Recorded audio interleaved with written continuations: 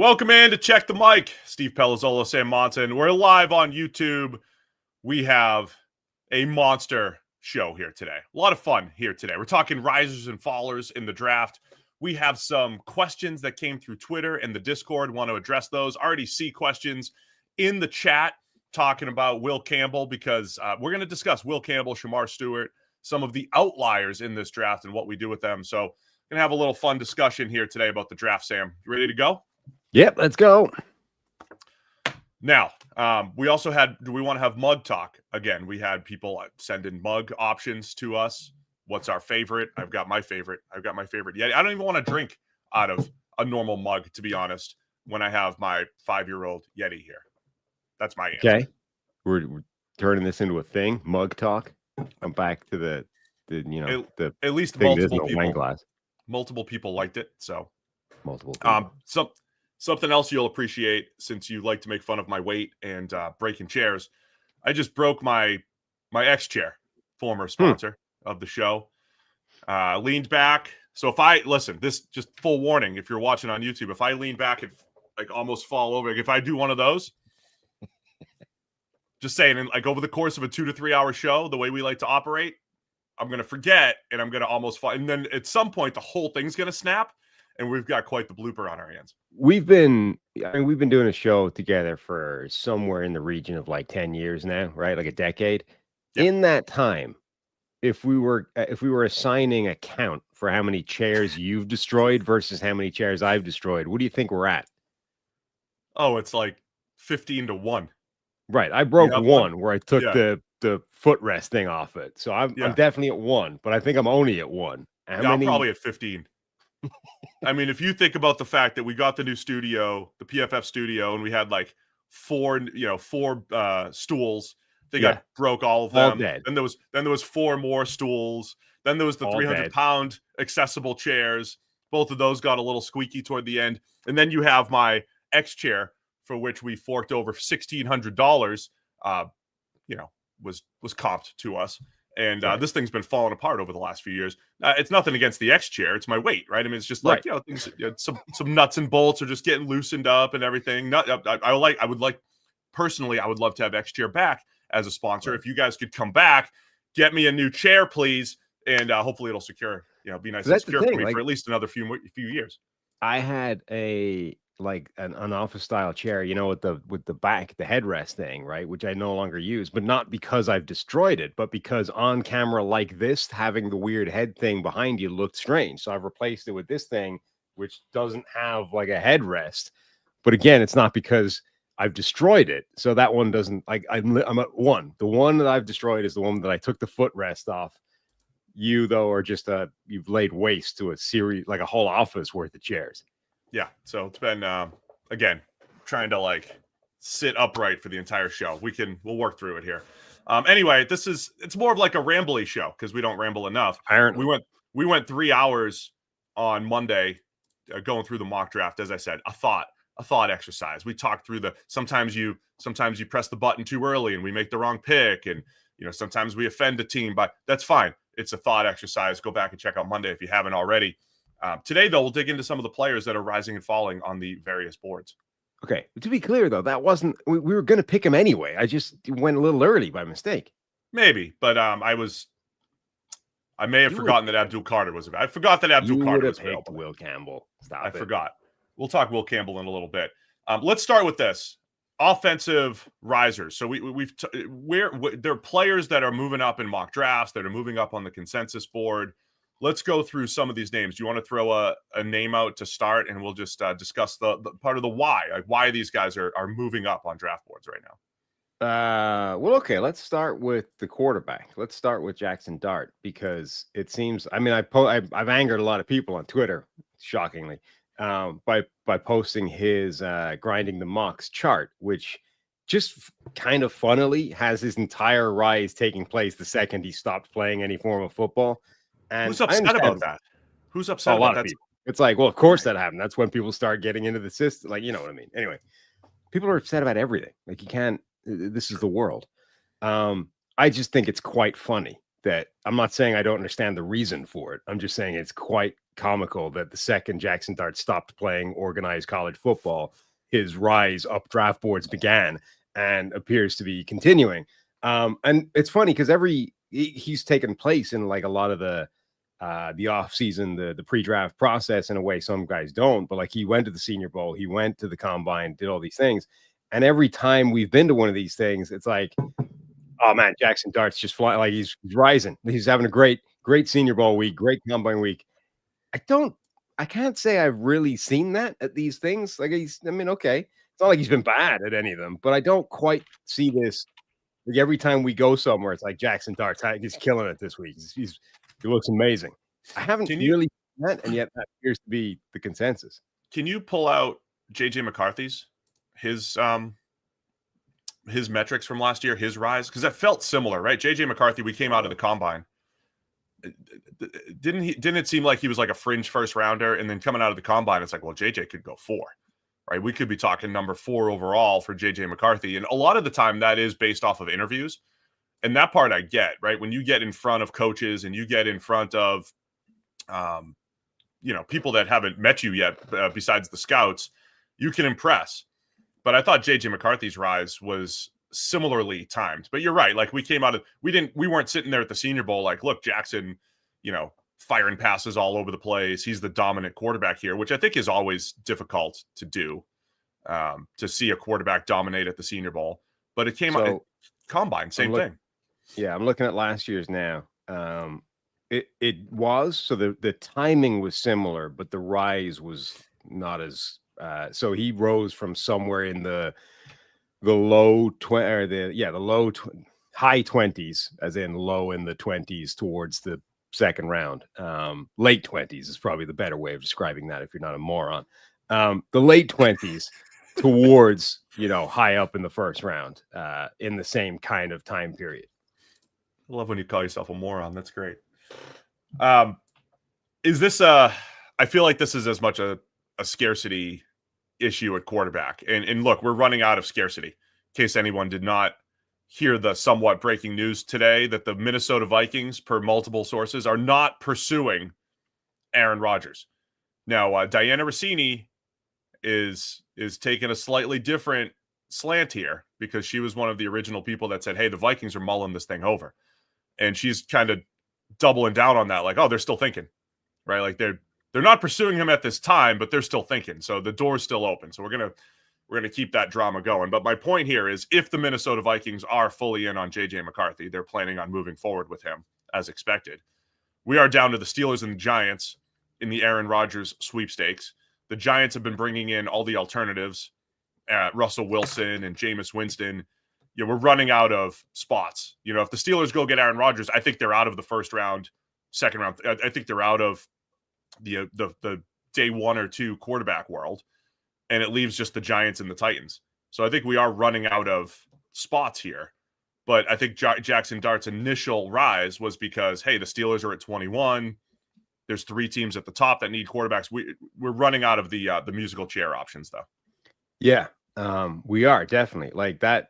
That's always a driving force with these things. It's like what the rest of the landscape looks like. And I think the teams that are, there's a lot of teams that need quarterbacks that are kind of positioned to get them, but the teams that aren't are like, that's what I think determines whether Jaxson Dart is going to go that high. Like somebody's going to be without a quarterback when the music stops playing.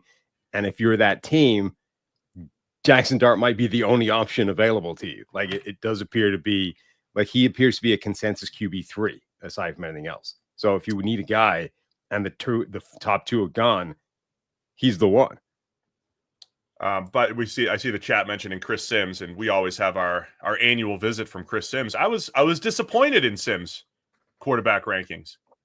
I was disappointed in the chalkiness of Chris Sims' rankings. I think we're just gonna have to go to another position for Chris. Like, to be fair, wide receiver was where he nailed it last time, right? So maybe his wide receiver rankings will be where he gets completely off the reservation again. And to be clear, I'm not saying that's a bad thing. Like, he nailed it last time with Brian Thomas Jr. as high as he had. But yeah, it feels like this year actually, it is a very chalky quarterback ranking landscape. Like, I haven't seen anybody wildly out there, pretty much everyone seems to be coming down. Like, how good you think they are in a vacuum varies, but pretty much everybody seems to have the same order. You know what I mean? Yeah. I mean, my take on Jaxson Dart, I think I unleashed some of it over the last couple shows or whatever. Unleashed. He's okay. I think he's okay as a prospect. There's some things that he does that I really like. I like his touch. I like his intermediate accuracy and feel. I mean, he makes some throws that are really impressive. It is difficult to separate Jaxson Dart from the Lane Kiffin offense. We say this every year, right? We had Tennessee fans attacking us. What do you mean the offense is? I'm like, we're complimenting your coach. We're complimenting the college coach. This is a great offense. There are some amazingly schemed up plays. I mean, the switch release, Sam, you know, college defenses can't handle a switch release, and the number of variations that Ole Miss has using those switch releases and creating open throws down the field, they are outstanding with that. So Jaxson Dart, to me, short and intermediate accuracy, I think is pretty good. As people have pointed out, there's not a whole lot of NFL type reads in there. The throws themselves are fine, but the reads themselves, they're not NFL ish. So it's tough to project that part of it. I think his deep ball, like you could send deep ball stats at me all day. I think his deep ball is very inconsistent. I think his touch on the deep ball, he's short, he's long, he's willing to throw the ball down the field. When he gets one-on-ones, he's willing to give guys opportunities to make plays. I like that. I don't think he's a great deep ball thrower. That part that was Sam Darnold's coming out, right? So I'm going to make a few comps here, and I'm going to mention in a second why I hate comps. But Sam Darnold's coming out, I thought, had really good short, really intermediate feel, right? Like touch, accuracy, anticipation at the intermediate level, but his deep ball was very inconsistent. I think Dart is similar. And I bet if you looked up the stats, Dart's deep ball stats, I haven't even looked at them. I bet they're great because of the scheme and because of how many open receivers he has, but it's very inconsistent. And the one thing I'll add, the other remind me of that I dropped the other day was Mac Jones. And it was very specific why. That made people so mad. Very mad. I know, like, I don't think Dart's that athletic. I know he had some rushing yards. I don't think he is twitchy and dynamic in the pocket. All those plays we talk about, Shedeur Sanders trying to evade pressure, and it works every now and again, but other times he just, like, the defender's like, what are you doing, dude? I got you. Same thing happens with Dart. So I don't think he's a great athlete. I think he's pretty good.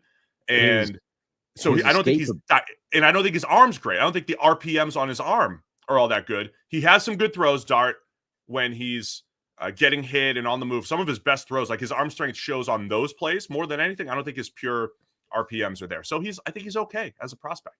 His escapability is terrible. Like he's actually so I don't think he's dynamic or explosive as a runner either. But he is kind of a wagon when he gets going. Like there's a lot of plays once he's built up a head of steam, he's actually a load to bring down. He's trucks some people. Yeah. He's willing. He drops his shoulder. Like he's a pretty good runner, but I don't think he's a great athlete.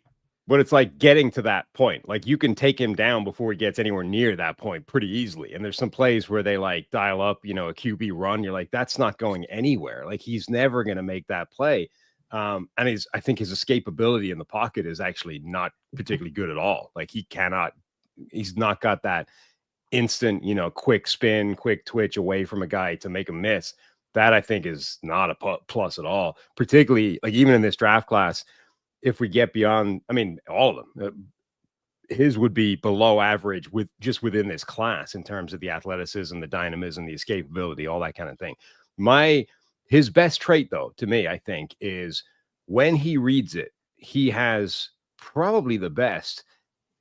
He just puts the ball in the air instantly. There's no lag time. It's like however long he takes to actually go through the reads is one thing, but once he decides, like once it triggers, it's in the air instantly. Like it's immediate, like boom, seen it, ball in. Like it's not necessarily anticipation, but it's like the lag time, the processing time between him actually deciding it's good, getting the green light and putting the ball in the air is instant. Like that is so fast relative to everybody else in this class. There is no hesitation once he gets like the mental green light on a read, ball's just in the air and out.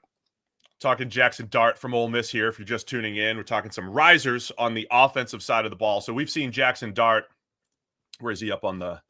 Got to pull out the consensus board really quick.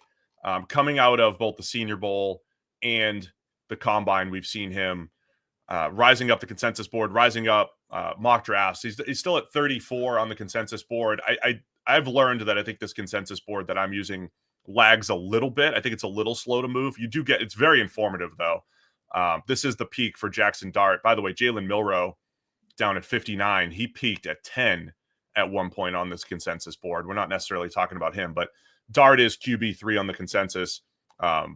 Pretty good distance between him and Jalen Milroe. There was a point where Jalen Milroe, our friend Dane Brugler, talked about him as a potential first-round pick.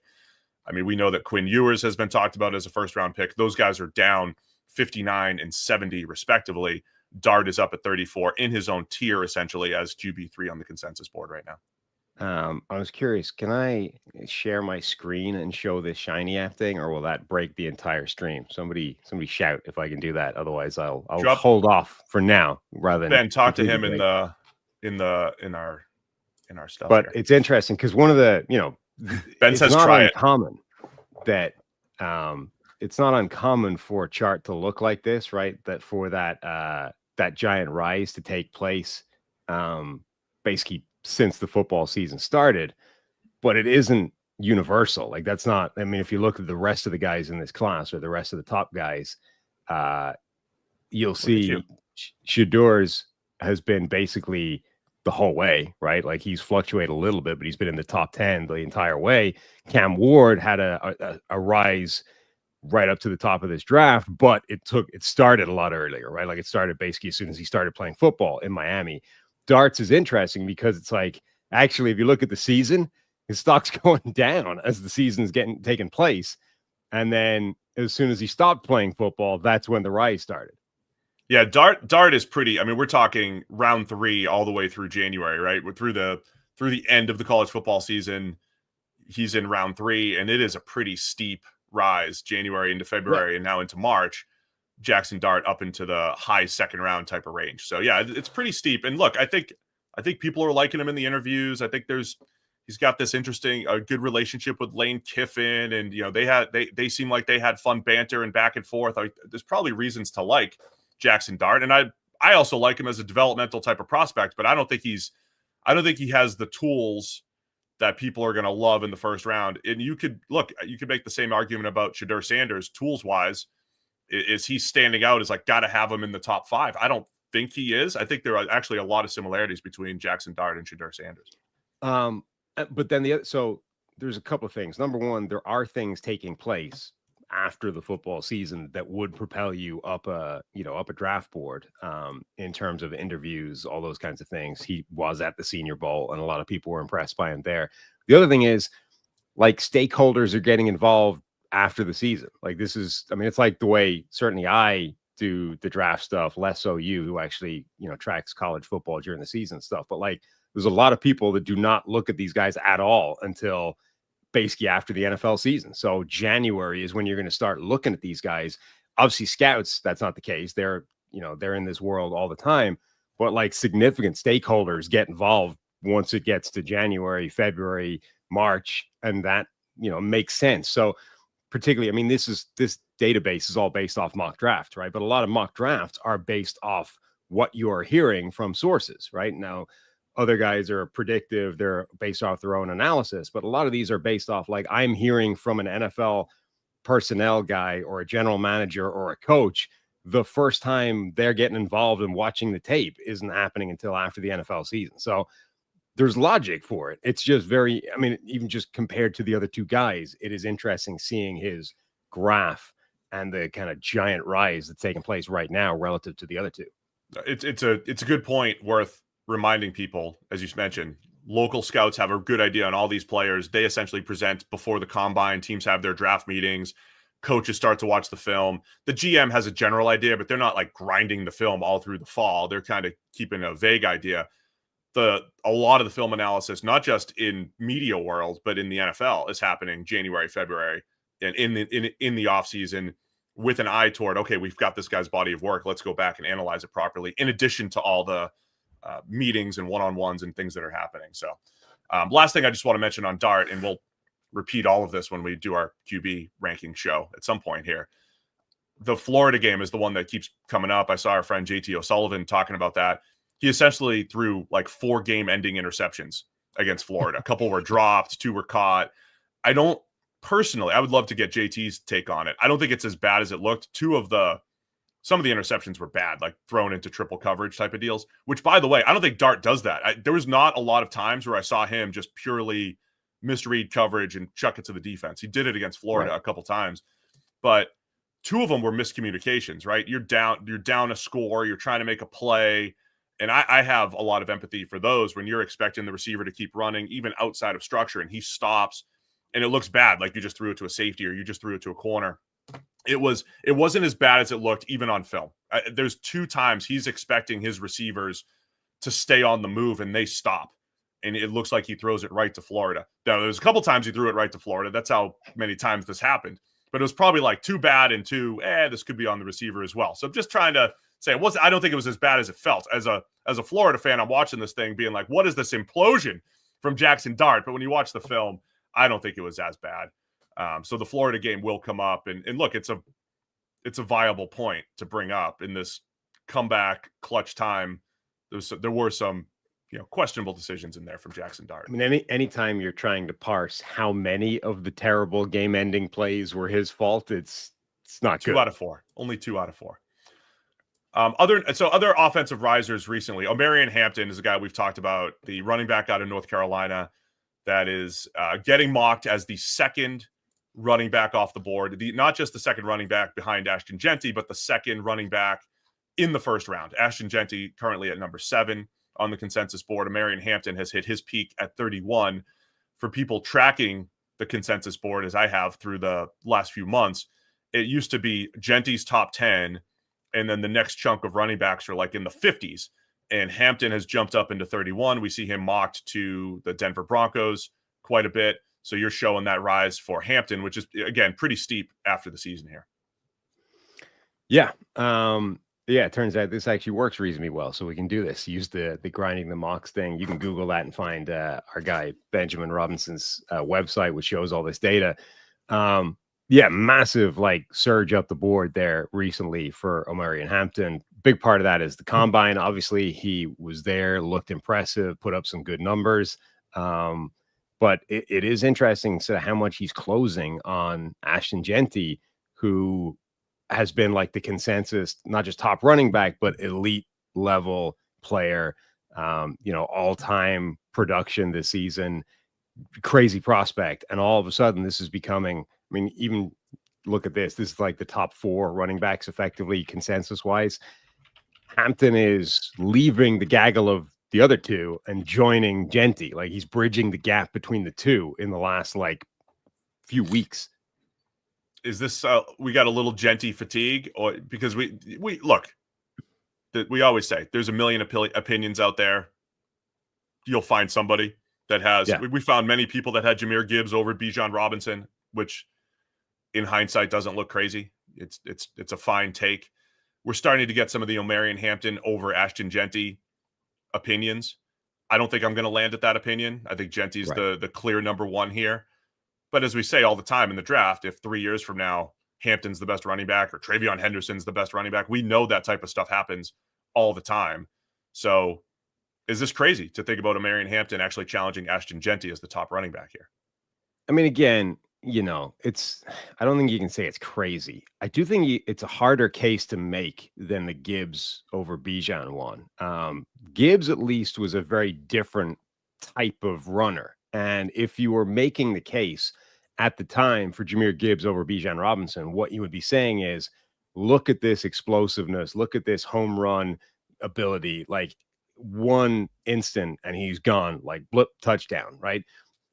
Hampton is not that. He's definitely dynamic and explosive and he's got big plays, but he's not like Jahmyr Gibbs, a guy that can run a 4.3 flat, a guy that just outruns everybody the second the ball's in his hands. I don't think there's that giant gap in that world between Jeanty and Hampton. Now, I do think it is some Jeanty fatigue, and I think it's similar to Will Johnson and to be fair, looking at that chart, Jeanty's not falling, it's Hampton rising. Yeah. Right. But I do think it's it's sort of people are not focusing on Genty at the moment. So all of a sudden it's like, oh, look at what Hampton's doing. Like, look at these numbers. Look at this production at the combine. Look at this tape. Like, while Genty is sort of not doing anything, not cementing anything, everyone's focusing on Hampton. And it's like, oh, this guy's got ball too. So I think that's kind of what's happening. But I do think it's a tougher sell to say that Hampton is a better prospect than Genty than it was to at least construct the argument that I like Gibbs over Bijan Robinson. Omarion Hampton, I mean, he runs, we were talking about 90th percentile speed and explosion numbers, 40 at 4.46, a 1.54 10-yard split. Both are very good. 38-inch vertical jump, very good. 10-foot, 10-inch broad jump, very, very good at 221 pounds, right? That's the combo, right? Pretty stout body and explosive at 6 foot 221 at the combine. So that is a big part of the reason why I think people are jumping on the Hampton bandwagon. We've talked a little bit about his vision and his actual football playing. I do think scheme dependency is going to be a thing for Hampton. Like when I look at Genty, I think he fits anything. If you run gap or if you run inside zone, outside zone, I think Genty can do it all. I have some concerns about Hampton if he went to, I don't want to say Baltimore because everybody in Baltimore averages 6 yards per carry, but a team that runs more gap scheme where he's setting, like he just runs into his blockers a little bit more than I would like. Maybe he can learn that, but I don't love him in the power counter type of scheme versus an inside outside zone type of scheme. I do have concerns about his vision. I think he's physically incredibly talented. Like his ability to bounce outside, to explode through gaps, to maximize yardage, to outrun people, to outmuscle people, all spectacular. Like he's physically one of the most impressive running backs you're going to find. But I sort of feel like he's almost like a turbocharged version of DeAndre Swift, where, you know, there have been seasons where people are like, why is DeAndre Swift, you know, not re-upping with this team? Why is he not getting the big contract? And it's like, because as spectacular as Swift can be, his vision stinks. And I'm not saying Hampton stinks, but like Swift's vision is terrible for the position. And so he's capable of making spectacular plays. And when he gets it, like he's able to turn, you know, a play that's nothing into something. And like some of the highlights are spectacular, but like teams consistently go, this is annoying, right? Like you're missing this read, you're not hitting the right gap, you're trying to do something different. And so they move on. And, you know, Detroit moved on, Philadelphia have moved on. Like teams consistently like go, as good as the special stuff is, we're kind of annoyed by the negative. I feel like Hampton has got some similar traits to him where like the misreads are going to be a bigger problem at the next level. And I wonder if you're going to get, not that teams will sour on him or move on from him, but I wonder if you're going to get a very inconsistent level of production from him because of that. Yeah, and the thing I want to reiterate from the other day when we talked about the number of times that offensive line, I don't think did him any favors. There was other times they were fine, like, but there were certain games where UNC, outside of the great Willie Hampton, they were unable to block. They were unable to Lampkin. Sorry, jeez. Good work, Steve. Getting old, chairs broken. Willie Lampkin, by the way, stole the show every time I watched Omarion Hampton. I was mesmerized by his ability to play with leverage and move people. And even when he lost, it was like he was still kind of attached and still kind of moving people and making things happen. Anyway, Willie Lampkin, I apologize for my slip there. I still want Willie Lampkin on my team. But yeah, Hampton, the inconsistency showed, but there was inconsistency in the line. I also didn't think he was like a lower the pads, just pick up that extra 1 yard or two. And he's got some, I love Cam Scadaboo because of his contact balance. I mean, Hampton has some of those ridiculous Matrix-like contact balance plays where it's like, how did you stay up? And you're more explosive. He's more explosive than Scadaboo. But some of those just drop the pads, pick up the extra 1 or 2 when you need to. I didn't see that either from Hampton. So I see inconsistency, but if you give him the good blocking, a good wide zone type of scheme, I think he can have a lot of success. Remember, Scadaboo's jumps were spectacular at the combine. Turns out Scadaboo might be more explosive than you give him credit for. He might be. I don't want to disparage Scadaboo, though. I don't think the top end speed is there. No, but that's not. I mean, that's theoretically not explosiveness, right? Like the explosiveness. No, I know that's true. The 10-yard, the jumps, like those actually were way better than I think people were expecting to. Now it's it's probably there may be some signal in the fact that he didn't run the 40, but the explosiveness might actually be there. Anything else on Hampton before we get to the next offensive riser here? No, just, I mean, again, fascinating one because physically very talented. Like the explosive runs are impressive. Like there's a lot of reasons to like his tape. I think probably rising into the first round makes sense. I don't quite like, again, the idea of him bridging the gap between the other running backs in this draft class and Genty is a little bit, at some point, I think the rise should stop short of Genty as opposed to bridging the gap all the way there. And all of a sudden we're talking about, well, these two guys are basically a coin flip. I think Genty is clearly the best running back in this draft class. I agree. Armand Membou, the tackle out of Missouri, he's the next riser we want to talk about offensively. He's up to 8 on the consensus board. I don't know if you have his numbers, but consensus board wise, as recently as mid-January, we're talking about him in the 30s. I believe Dane Brugler's early on a lot of prospects. I think Dane was one of the first people that said this looks like a first-round tackle. Dane, DJ, a few others. Once they start mentioning names, that does tend to move players on the consensus board because people say, oh, I got to watch that guy. Oh, yeah, you're right. He is a first-rounder, and we're trying to project here, and these guys have sources or these guys have a good feel. So once I think Dane, somewhere in January, said this looks like a first-round tackle, you start to see his ascent. But it's to the point where he's now at 8 on the consensus board and Will Campbell's at 6. And there's plenty of talk about Membou with Will Campbell's arm length issues, which I do want to talk about later. Membou being the first tackle off the board here. Yeah, and if we take a look at the chart here on grinding the mocks, it's actually even more interesting than that because based off mock drafts, he's jumped all the way to the top tackle. Now, this chart's confused a little bit by the fact that it's including Gray Zabel, who pretty much everybody projects to play inside somewhere, right? A tackle in college, but a guy that projects inside either guard or even center. But those two guys have a similar, like Gray Zabel went all the way from undrafted, not on the radar, to fringe first round guy. But Membou's line jumps from, 6th, 7th rounder before the season to now he's actually jumped Will Campbell, jumped Kelvin Banks, jumped Josh Simmons, and he is seen, at least in terms of mock draft databases, as the first guy off the board.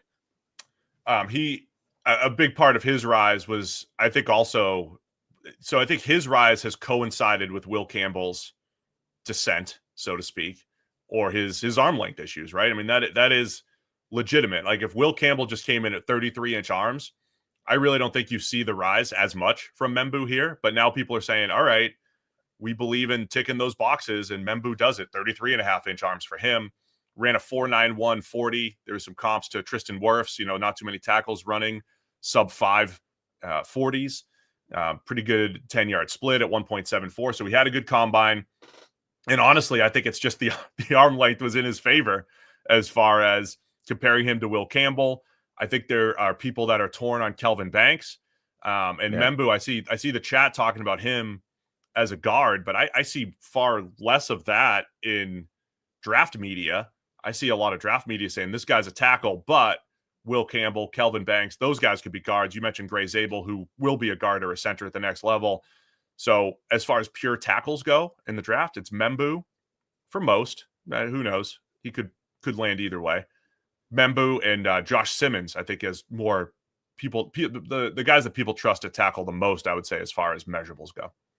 Yeah, definitely. I think you're hearing an awful lot less of that, but it has been. I mean, Membou was getting the guard thing as well, definitely. All those top guys have. I think, to be fair, there's been since Will Campbell's measurables came out at the combine, all the guard talk has been Will Campbell, and you're hearing less of it, I think, generally for Membou and Kelvin Banks, who also got some of that guard talk at the start of the process as well. Now it appears like all the guard talk is focused on Will Campbell, and the other two guys are basically getting a pass and saying, okay, they're tackles now based off those measurables, and we can kind of forget about it. But yeah, again, I think, are all of these rises effectively conditioned by the sort of the top guy at the given position also being not shaded, but like it's conditioned by that guy not getting the love right now? Genty, not because he's like it's like, oh, look, there's problems in Genty's game just because he hasn't done anything for a while. So we're focusing on Hampton. Jaxson, like Shedeur Sanders, didn't do anything, right? Didn't work out, didn't like play in a bowl game or whatever, not a bowl game, an all-star game. So Jaxson Dart's getting the focus, right? And then Membou, it's like, well, he didn't measure with catastrophically short arms and an all-time outlier wingspan, so we can focus on him. I think it's a big part of it. I mean, to me, remember a couple years ago, the draft felt defined by wide receivers that were just really good but small, right? You had your Zay Flowers and you had Josh Downs and Tank Dell, and the whole draft felt like a bunch of good players who were undersized. I feel like this year's potential best prospects and most productive players all have some sort of red flag, right? Will Campbell with his arms, or we talked about James Pearce and Mike Green and their off-field questions. And I feel like a lot of the good players here have some sort of question mark, some sort of red flag, or some sort of, I don't know, whatever it might be that's going to eliminate them or drop them. And I think we're seeing that some of these risers are based off of other guys either not doing something, Marvin Harrison Jr. style, not, just fatigue, whatever it might be. Gray Zabel is worth also mentioning, who you showed in that chart as a guy. He's a little different. I think he was more of an off-season tick-the-box guy, right? He just Braden Fisk is the guy that comes to mind last year, the defensive tackle out of Florida State. Fisk transferred from directional Michigan, played a year at Florida State, was good there. And it was kind of this like small school rise, saw 1 year at the FBS level, at the Power 5 level. Then he had a great Senior Bowl. Then he had a great combine. That's Gray Zabel, right? Coming out of North Dakota State, goes to the Senior Bowl, has a really nice week in pass protection there, has a good combine, works out well. And as we try to fill in guard and center needs in the first round, Zabel feels like the type of guy that could fill both. So that's why his rise has been so steep this offseason. He's ticked those offseason boxes. Yeah, I mean, arguably the biggest question the big two questions for Gray Zabel would be, number one, you did it at North Dakota State. How does that look against a better level of competition? And then number two, you were a tackle in college and we're projecting you inside. What does that look like? Both of which he answered during the Senior Bowl week, right? Where he goes an all-star level of competition, dominated the entire week, like was arguably the best player at the Senior Bowl for the entire week. And then number two, did it at three different interior positions. They moved him inside and they moved him constantly between those three positions. So, the two biggest questions anybody could have had about Gray Zabel based off his tape were answered fairly resoundingly for the entire week during the Senior Bowl, and consistently, like not just one good day and then he's out, but like stayed there, dominated all the way through the week. So, okay, it's only the Senior Bowl. It's a week of practice relative to, months of playing or whatever. It's a smaller sample size, but it's all you can do, right? And it's as good as you could do in answering those questions. So, it makes sense that his stock would go up based off that. Gray Zabel up to 33 on the consensus board. And then the last offensive name that we want to highlight is Matthew Golden, who we've talked about a little bit, wide receiver out of Texas here. He's up to 23 on the consensus board. That's his peak right now.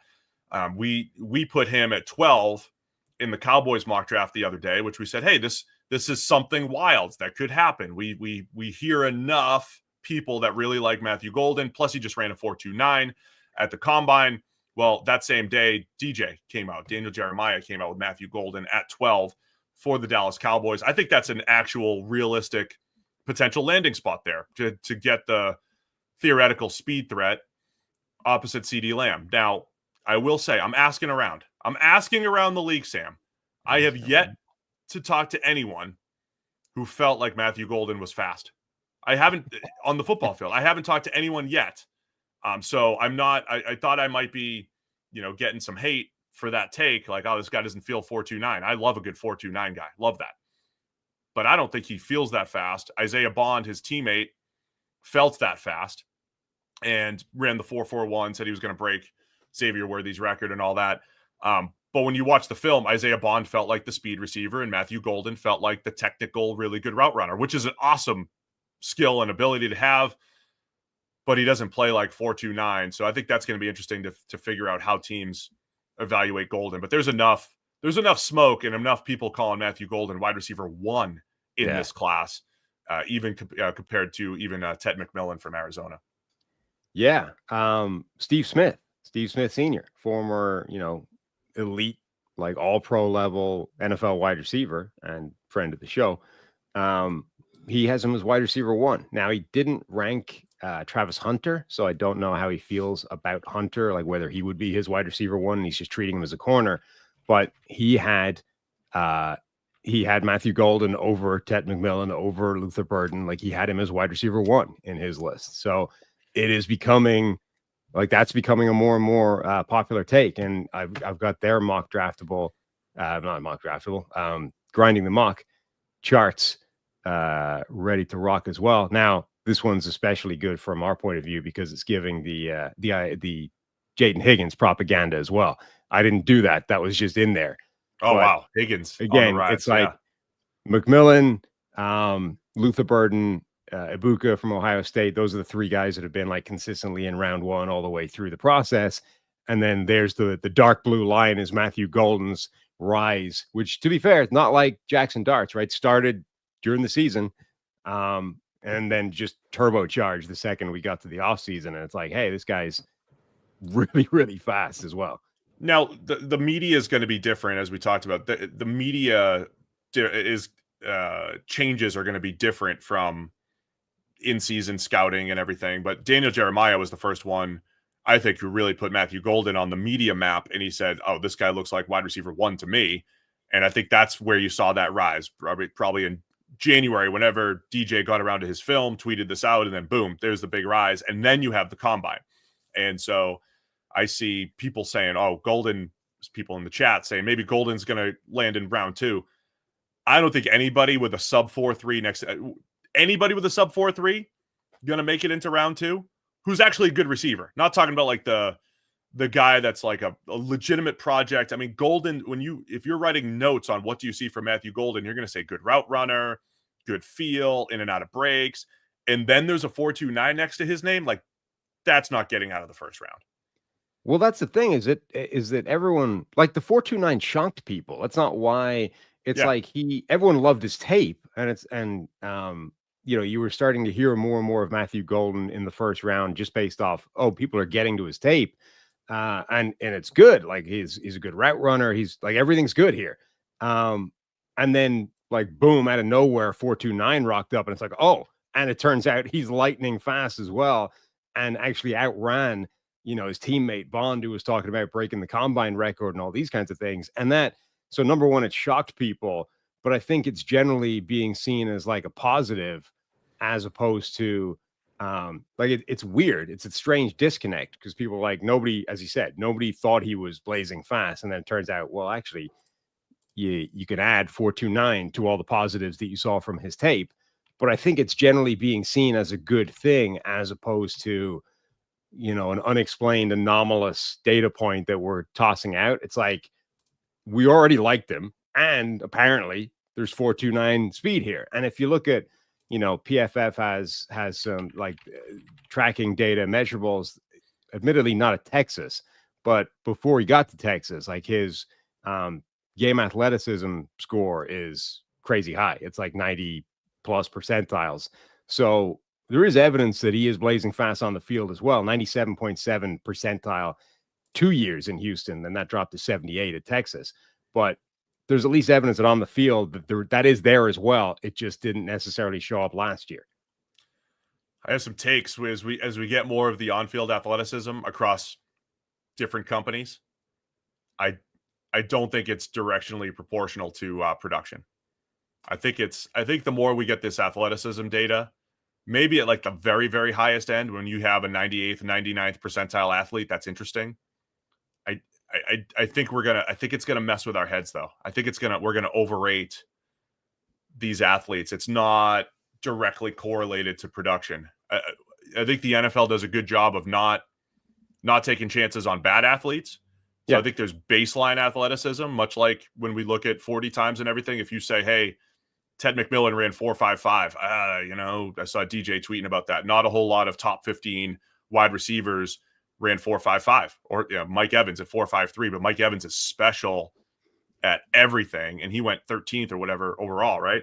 So that stuff, that part makes sense to me. I don't know about the more is always better, and that'll get us into the Shamar Stewart comparing him to Trayvon Walker discussion in a minute here as well. I feel like overall the athleticism discussion is relevant. It's most relevant at the fringes, right? So it's like we want to cut off the bad athletes. As essentially we need a threshold. You need to be above this line across the board, otherwise we're not interested. Which isn't to say that you can't be a good NFL player. It's just to say that the chances become so small statistically that I'm not interested in finding out if you're the exception, right? Like someone else can take that shot, or we need to fall, far enough in the draft that we're willing to roll that dice. But like, number one, just eliminate the bad athletes, because the chances are they're not your guy.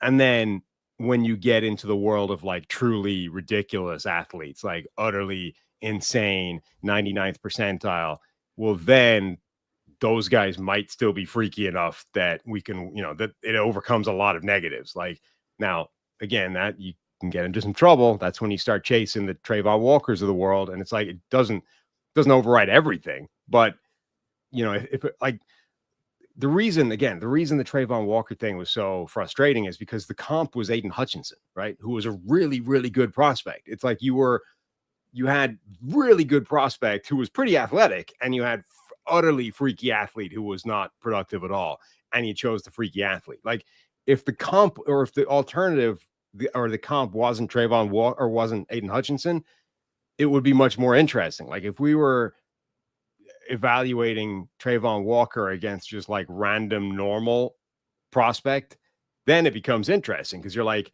900th percentile athlete, like literally the most freaky edge rusher athlete the game had ever seen enter the league at that point, versus, let's say, marginal athlete who was, or reasonable athlete who was reasonably productive, blah, blah, blah. That would be a pretty interesting like coin flip discussion.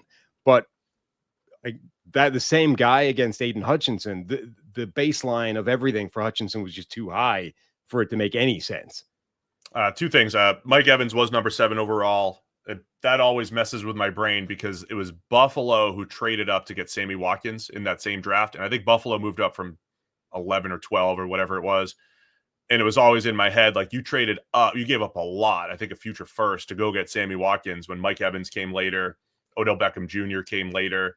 That's what always messes with me. Evans did go number 7 overall. And then Liam Reynolds in the chat. Don't you usually bring good points to the table, Liam? You said the Jags made the right decision taking Walker. I would love to hear the reasoning there, because I don't see that. Other than, Trayvon Walker's played more games, right? He didn't break his leg in a freak broken leg injury. Right. That's the only thing that Walker, I think, has done better than Aiden Hutchinson, including playing the run. Somebody there, I believe. Liam's a Lions fan. He's joking. Okay, I got you, Liam. I was going to say, you're usually an astute listener. I believe the chat is also perpetuating misinformation at the moment. I think Matt Ryan says London ran a 4.5 at his pro day. Calm down. I don't think that's true. I don't think London ever put a 40 time out. London didn't run.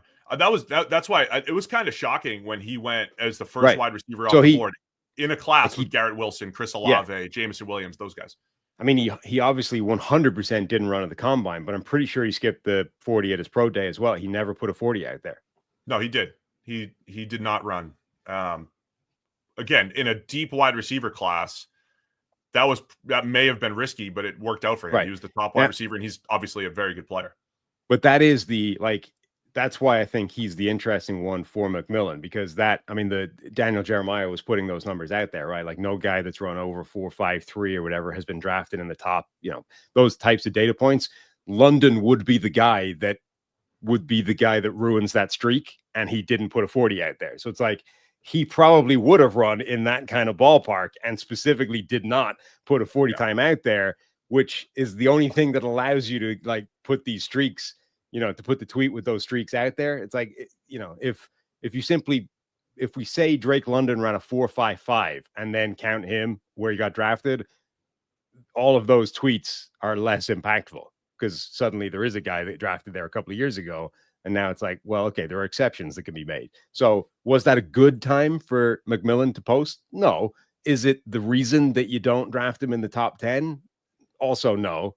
Like, now, there might be reasons you don't draft him in the top 10, but that 40 time wouldn't be one of them. Everything else has to be great. And I think McMillan's in that Drake London type of bucket. I think both of those guys are below Mike Evans in some areas, right? But they're all great in their own way outside of the 4.55. Larry in the chat mentions Anthony Schwartz. He was a sub 4.3 guy that I believe went in the third round. The difference here is Schwartz was never a good college receiver. He was always seen as like, let's just get this guy on the field and see if we could teach him how to catch the ball and run routes.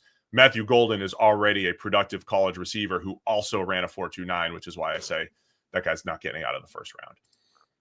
Let's go to defensive risers.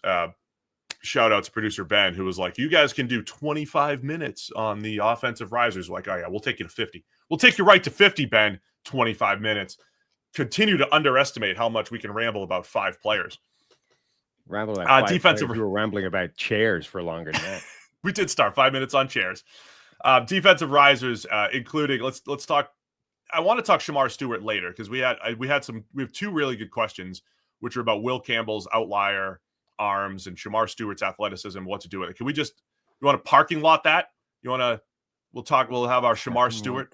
Yeah. That remember when we got pulled into business meetings and people, we'll parking lot this and we'll sunset that, and they used all their, we're going to land this plane. They use all their business speak. I just dropped. Yeah, no, I mean, those ones make some sense to me. Parking lot just feels like way too many syllables. Like, we'll just park that.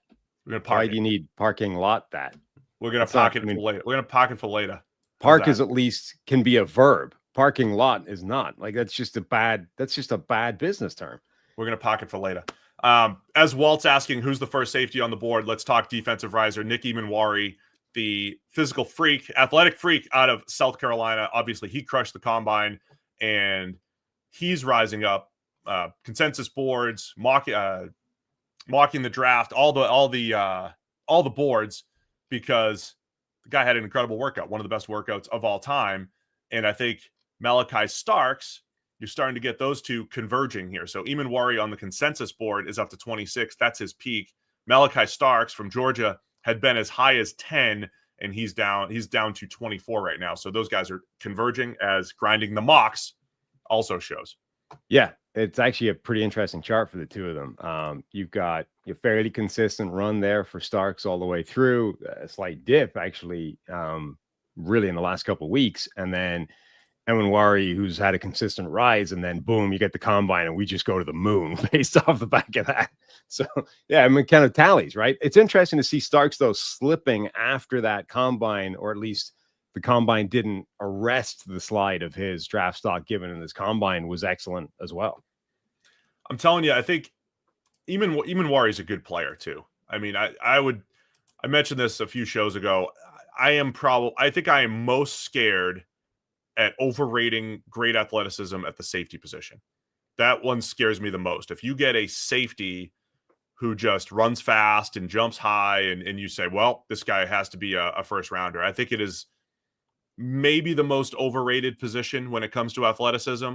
And understand where I'm coming from when I say overrated. It doesn't mean that doesn't matter. It doesn't mean that you don't weigh it. It just, to me, safety is more about being in the right place at the right time. And that's about football playing. That's about seeing the game the right way. Can you be exploited if you have bad athleticism? Sure, absolutely. Can you be used in a special way if you have Nick Emmanwori's athleticism? I'm always on the search for, give me the next tight end eraser. Give me the guy that can go one-on-one with peak Travis Kelce and hold him in check and be this game plan oriented player that guy that I could build a game plan around. I love that. But at safety, it's all about being in the right place at the right time. And Emmanwori, I think, is still a good football player. He's not just an athletic freak. He does his best work in and around the line of scrimmage, though. And Malachi Starks, I think there are some questions about him as just a pure safety. I know some people love him as a free safety. I think he has the turn your hips and go get the ball and attack the ball in the air. I love that about Malachi Starks. I have worries about his eyes and just where he is and being in the right place at the right time. Emmanwori is also, I don't think, great as a pure free safety, but they both have skills to build around. And anytime you get to talking about safeties, it is about usage. Are you going to use this guy as a Kyle Hamilton as a hybrid slot free safety? Are you going to use him as a box safety? You're going to use him as a free safety. All of those things matter. But Emmanwori is on the rise because he's a good football player who tested extremely well. Yeah. It's safety and corner are the two positions where they're very interesting because you're talking about wildly different positions all within the same thing. I mean, receiver to an extent as well. But like it's sort of strange that you have to rank these guys by position, but you're not, I mean, they're not the same position. They're nominally the same position, right? This guy's a safety, this guy's a cornerback, this guy's a wide receiver, but they're playing completely different roles within offenses. Sometimes completely different offenses are required for the roles that those guys are going to fill. So it always feels slightly weird, like directly comparing these guys, because you're not talking about the same thing at all. And it is sort of slightly strange when you get to this, like, because theoretically, at least, you know, a lot of these positions we've been talking about, it is a direct comp. Like Hampton and Ashton Genty are effectively, it's, you know, they're same position, same player, same offense, it's a direct comp, right? Whereas Emmanwori versus Starks might not be the same, like it might not be comping the same thing at all to various teams. We got Walt making a Brian Dawkins comp for Emmanwori, so that's rich, man. That's rich. It is rich. Don't hate safety's it, though. I mean, it's pretty fun. Safety's another one when you're evaluating prospects. To me, it's about describing skill sets, but if a guy doesn't do something often, it's difficult to project that and say, well, this is exactly what he's going to be going forward. I've seen Emmanwori struggle moving backwards, right, with plays down the field behind him, but he is a missile in and around the line of scrimmage. I would love to see how he fit with the Raiders. I know they just picked up Jeremy Chin, but in the Raiders, in that Pete Carroll strong safety role, not that he's a hitter the same way a Cam Chancellor is, nobody really is, but just that skill set in that type of defense, I think would be really interesting. And he has some very similar numbers to Jeremy Chin. Like Jeremy Chin was also a guy that kind of blew up the combine, is also like 6'3", 220. He had crazy jump numbers. Like I saw a side-by-side comp the other day for Chin versus Emmanwori. They're very similar numbers wise. No, I could see that. A couple defensive linemen on the rise, not named Shamar Stewart, Donovan Ezeiruaku from Boston College, and then Derrick Hampton, the defensive tackle out of Oregon. I think the Hampton one is interesting to me just because of the market that I complain about the most is the interior defensive line market. I complain about all those guys making, why is this guy making $15 million? Javon Kinlaw is going to get $15 million. And I like Javon Kinlaw at $8 million a year. He's making 15 a year because he can rush the passer a little bit. And he's developed as a pretty good pass rusher. Hampton has a similar style. Oh yeah, it's Harmon. We had did I type that in? My gosh, I can't even, dude. Did I call Willie Hampton too? Am I just calling everybody Hampton? Yes, you are. Yes, it's Derrick Harmon. Just cancel the show. Can we start over? Probably not. No. It's Derrick Harmon, idiot. It is. Derrick Harmon from Oregon, not Hampton. No. Well, my point in all this, the profile that Javon Kinlaw has had at the NFL level, better pass rusher than run defender. I do need reading glasses. Similar to what I think Derrick Harmon has at Oregon. Big body, struggles with pad level and holding the point. However, guy can get after the quarterback. And the way interior pass rushers are getting paid, I can see Harmon going top 15. I'm going to try and share the thing in a slightly different way this time. I'm going to try and share it using the image file and see what that does. We're all just feeling things out. I'm making up names. You're trying to share stuff for the first time. It's almost perfect. Look, it cuts it off at the top. But anyway, you zoomed in a little. You get the idea. Yeah. We've got Mason Graham consistently as the top guy. We've got Kenneth Grant rising from low in the first round to sort of mid in the first round. Same thing broadly true with Walter Nolan. And then Derrick Harmon is the guy with the really significant jump in his mocking status from third, fourth round day 2, day 3 to now he's appearing consistently in the first round.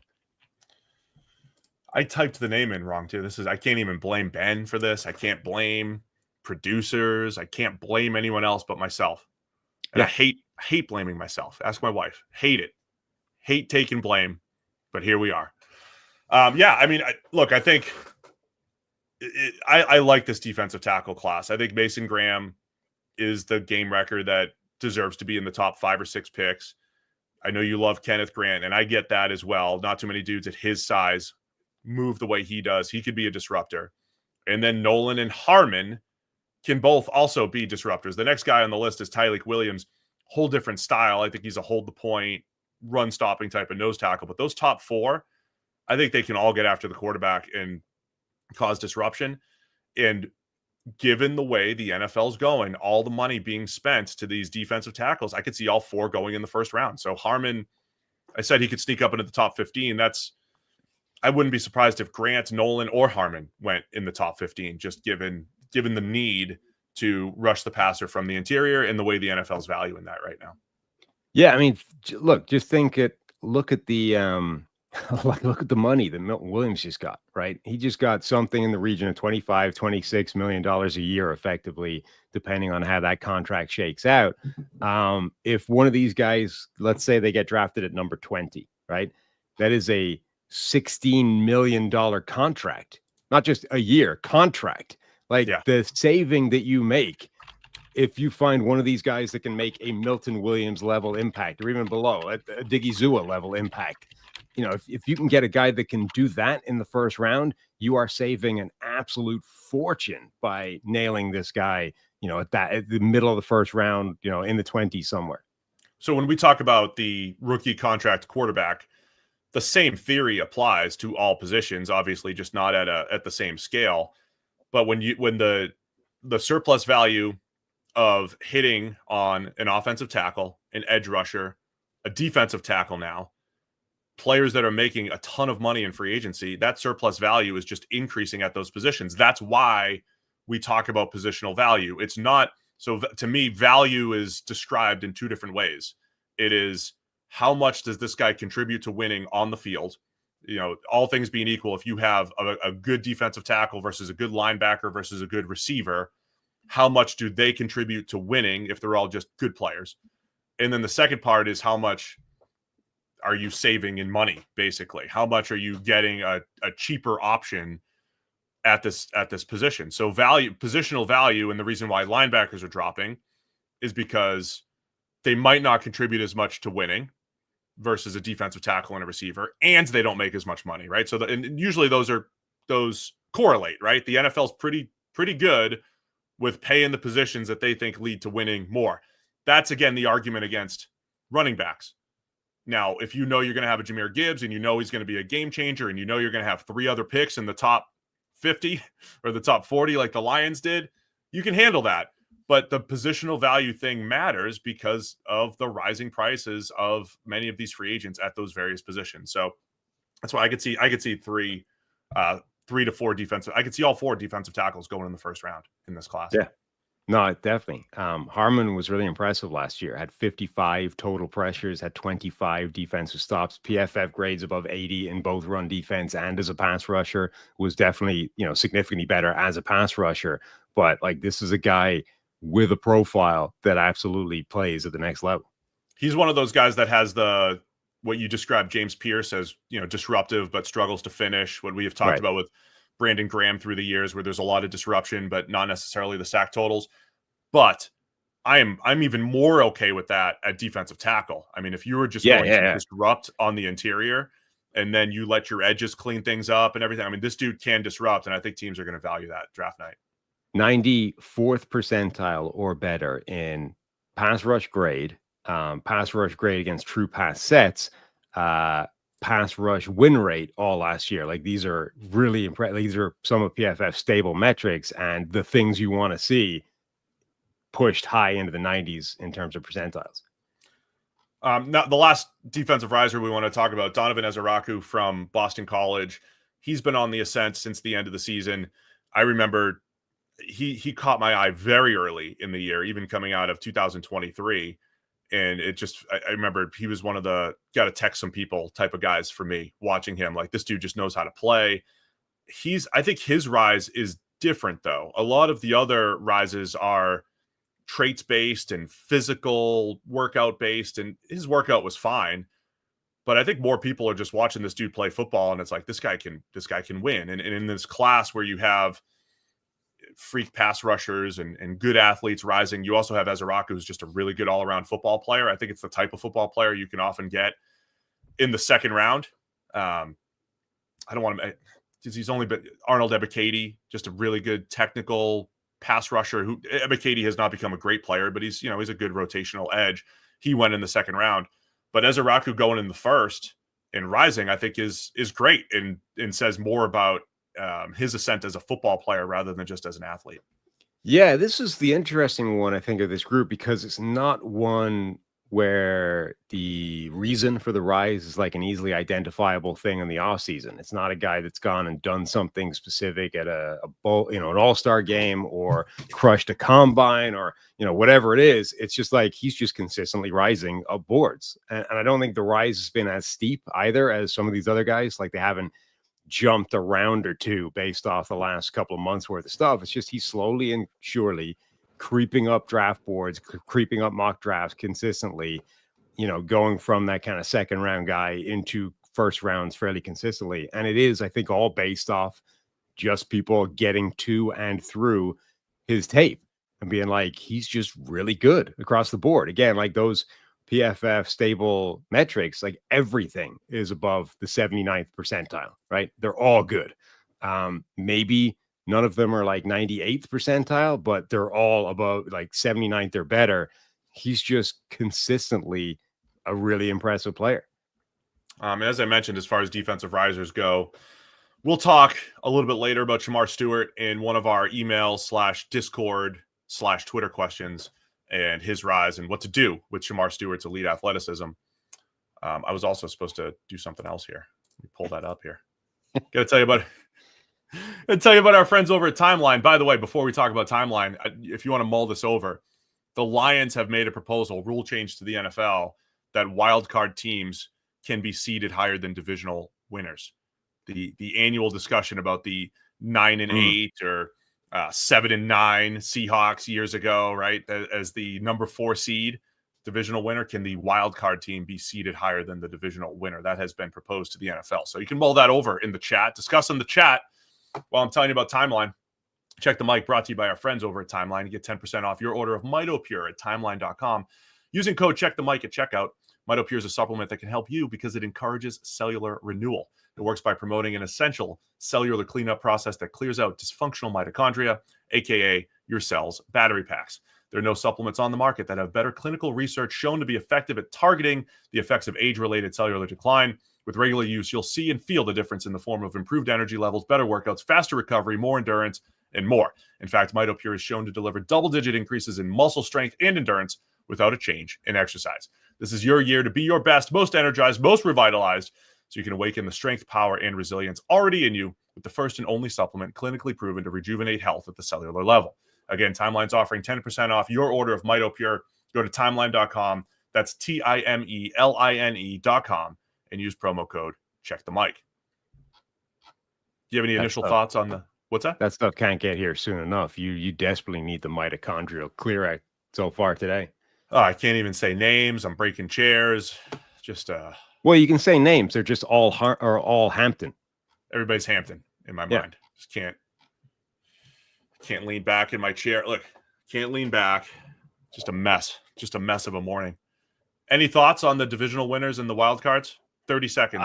So I think it's reasonably interesting that the Lions were the team that suggested it, because they weren't, number one, they weren't really affected unless it's by the Rams winning that game because they were at home, who then eliminated, like, that's the way that they were affected. But this effectively was the thing that screwed the Vikings, right? The team that had the crazy record, lost out in the number 1 seed, and then had to go on the road to a team lower ranked in terms of wins, et cetera, who'd already beaten them and then beat them again.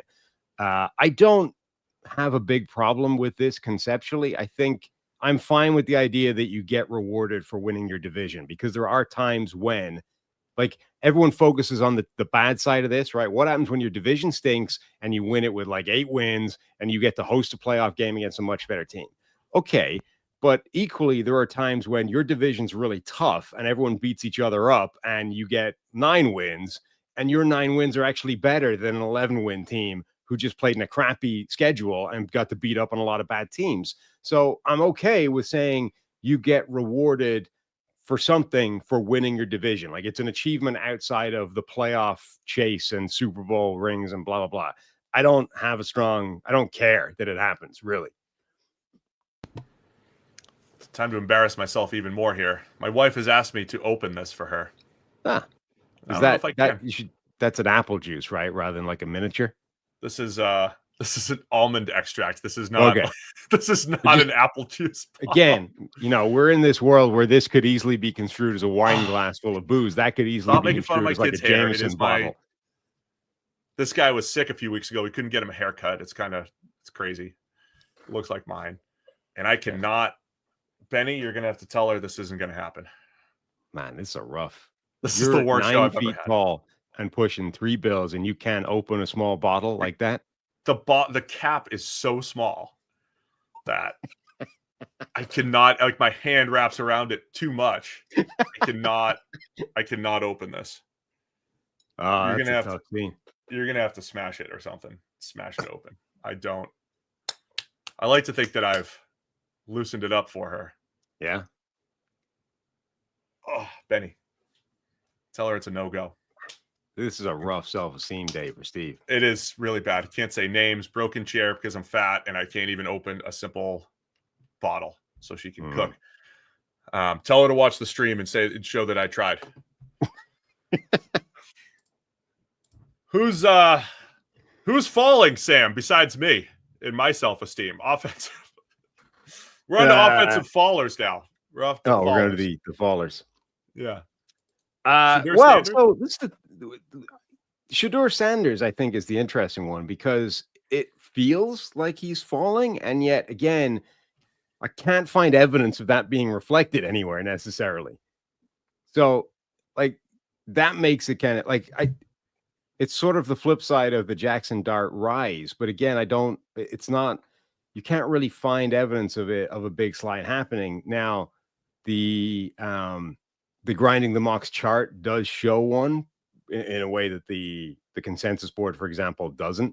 But it's not, I'm going to flip it on right now, but it's not like precipitous. It's not like this giant slide down in the first round.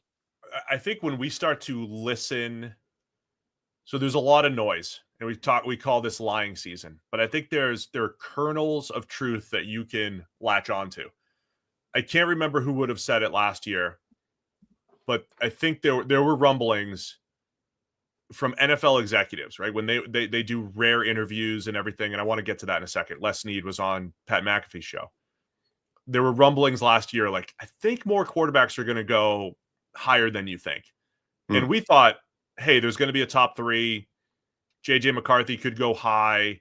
We saw Penix and Nix as the second wave, but they go in the top 12, right? And we didn't know if they were going to drop, go to late first, or if the Broncos and Raiders didn't pick them, if they're going to end up in the second. 6 go in the top 12. But there were rumblings, hey, QBs are going to go higher than you think.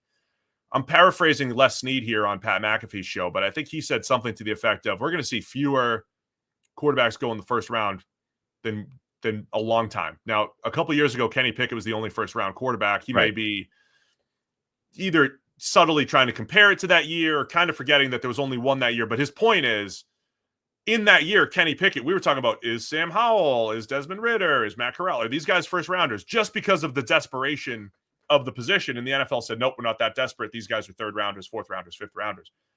I think it's going to feel more like that year. And I'm hearing this from Les Snead, not just media, right? This is from somebody that has to know draft evaluations extremely well as a general manager. And if he's saying that, I'm starting to think that it's Cam Ward and Shedeur and Jaxson Dart might end up being fallers relative to expectation right now. That was one of those things, though, that like desperately needed some clarification, follow-up questions. Like, hang on, there was a season, a draft a couple of years ago where one quarterback went in the first round. Are you saying that's what we're going to get? Or are you saying if the expected two, Cam Ward and Shedeur Sanders, go in the first round, that is still way lower than a year ago where, 6 guys went, or even the 3, like Jaxson, it's still half what it was a year ago. Like, what are we talking about here exactly, Les? Are you saying this is a 1 quarterback draft, a 2 quarterback draft, or a 3 quarterback draft? But I also think this draft has coincided with the lack of need around the league. Now, you could say, well, the Jets had a need and they kind of went half in on Justin Fields, and the Giants have a massive need and they're just going to get Russell Wilson probably as a bridge fallback option. They'll still have the need. How many teams actually have needs? It's the 3 teams at the top, right? It's the Titans, the Browns, and the Giants. You could argue that the Jets are good for right now for this year, that they're not going to go that way. And if the Steelers get Aaron Rodgers in the next few months, which is assumed, then there's not a lot of needs around the NFL. And you could say that's a chicken or the egg thing, right? The Steelers could have easily said, well, we love this class, we're going to draft somebody, forget you, Aaron Rodgers. Or the Jets could have said, we love this class, we're not going to go get Justin Fields. So I think those things work hand in hand. I wouldn't be surprised, though, either way. Who the heck knows? If Sanders falls and, a team like the Rams and, take a developmental quarterback, a team that doesn't need a quarterback takes the developmental quarterback, because I don't think there's enough teams that really need quarterbacks that they have to force them. Yeah. I mean, it's also where they're positioned, right? So a big part of it is like Cleveland needs a quarterback, but I don't know if they are going to think that the number 2 overall pick is the place to solve that, or if that's the way out, particularly when the alternative will be a guy like Abdul Carter or like Travis Hunter. There's going to be a team, whether it's the Giants or the Steelers, who don't get Aaron Rodgers and are kind of left right now without a plan.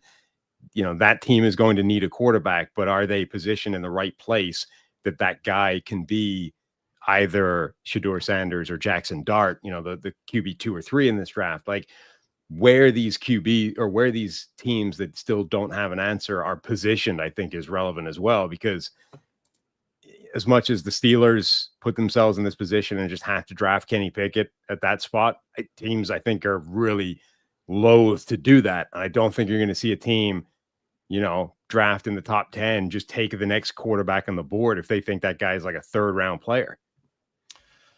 You've been a Shedeur Sanders fan throughout this whole thing, and not to put you on the spot, I think we should save this a little bit for when we do our quarterback rankings. Do you have an idea of where you would rank him as a prospect over the last few years? You did this a couple of years ago where you had Trevor Lawrence, Bryce Young, and, near the top, I think, over a multi-year period. Where do you think Shedeur is over these last couple of years as a prospect? Is he elevated in a bad class, or is he legit compared to some other recent prospects?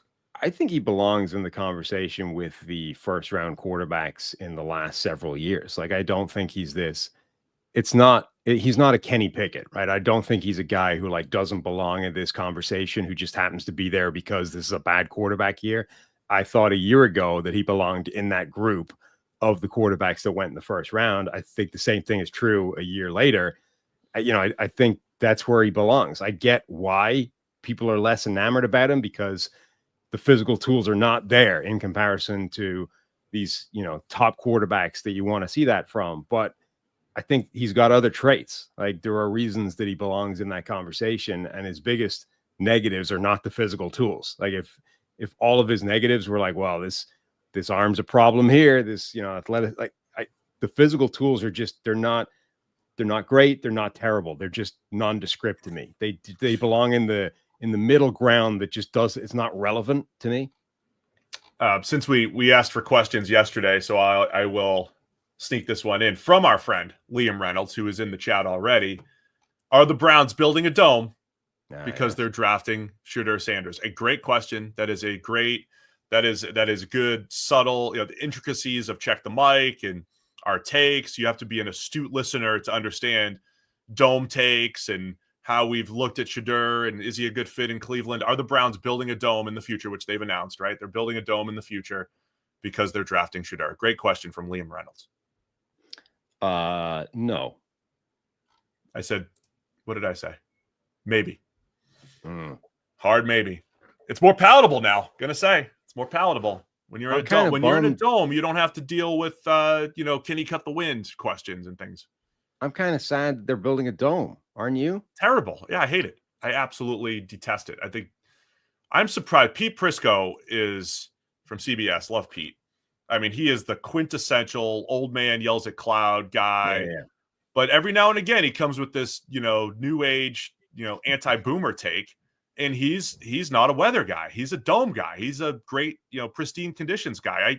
I'm surprised that Pete has that take as an old man yells at cloud person. So he thinks that's how it should be. Domes across the board. Let's not have weather. I think that's part of what you should deal with if you're in Cleveland and Chicago.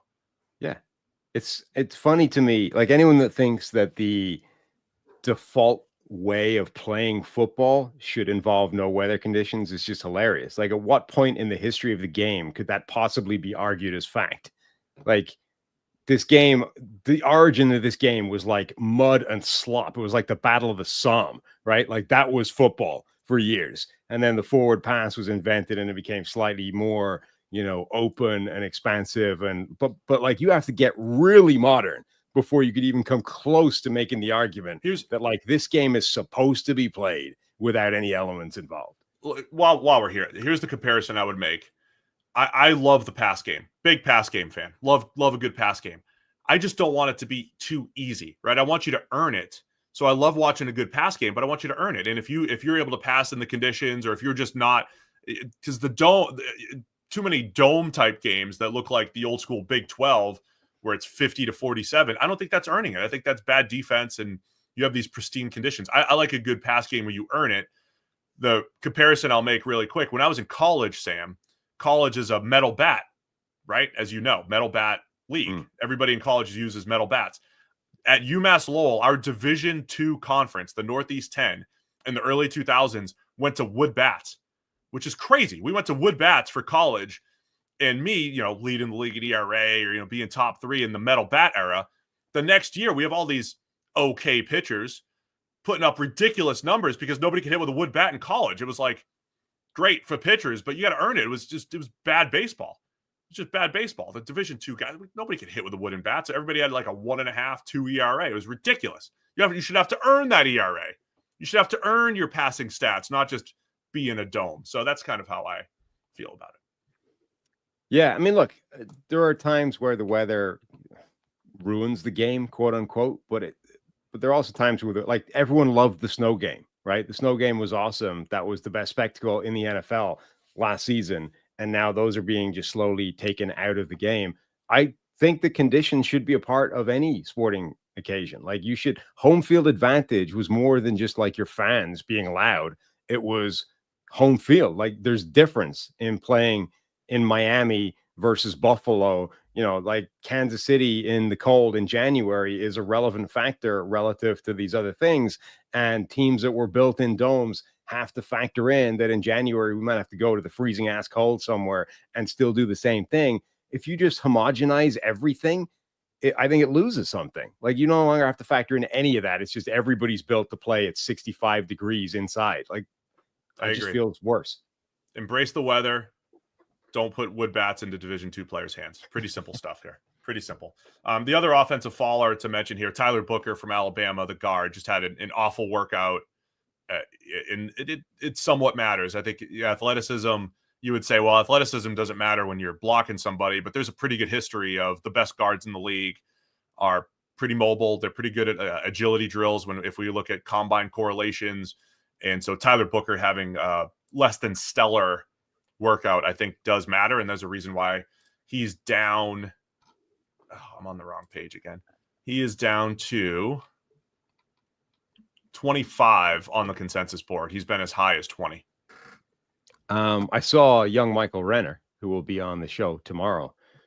He's not concerned at all about Booker's bad combine, bad workout performance, because he says, look, he's a phone booth guard. He's a guy that wins in short areas, and the dude is a monster. So he just doesn't care that he didn't move particularly well. Well, that's subtle breaking news there, but that's important than what you broke. Mike Renner will be on the show tomorrow. We might have a little pre-record here today with Mike, but if you want to drop some questions to Mike in the chat, send us on Twitter. Mike Renner does join us on tomorrow's show. We'll get a breakdown, all of his favorite players, all of his best draft takes. We'll do the Jalen Walker discussion is going to come up because I think he likes Walker, and we've talked about him as the most interesting non-Travis Hunter player in this draft. So Mike Renner will join us tomorrow on our show, 10:30 a.m. Eastern time. So Booker's still falling, but Renner believes in him. Let's go to the defensive side of the ball. The two names we wanted to highlight, the two guys that we struggle with, I think the most is James Pearce and Mike Green. Two edge rushers, very productive. Pearce at Tennessee, Mike Green at Marshall, with off-field questions. Mike Green had incident either early college or in high school. James Pearce, I think it's more of a hearsay around the program. Does he care? Does he want it? Does he love ball? That question does come up with James Pearce Jr. So I think both of these guys are top 10 to 15 type of players in this draft from an on-field, what you see, production style. But they're not getting there, right? They're not getting that type of hype as much. Mike Green is down. He's not that far down. He's down to 17 on the consensus board, and it's kind of weird having him as a faller because he's risen up. If you have his chart, he has been on the ascent through the years, but I thought his ascent would get all the way up until the top 10, and I think that's paused a little bit.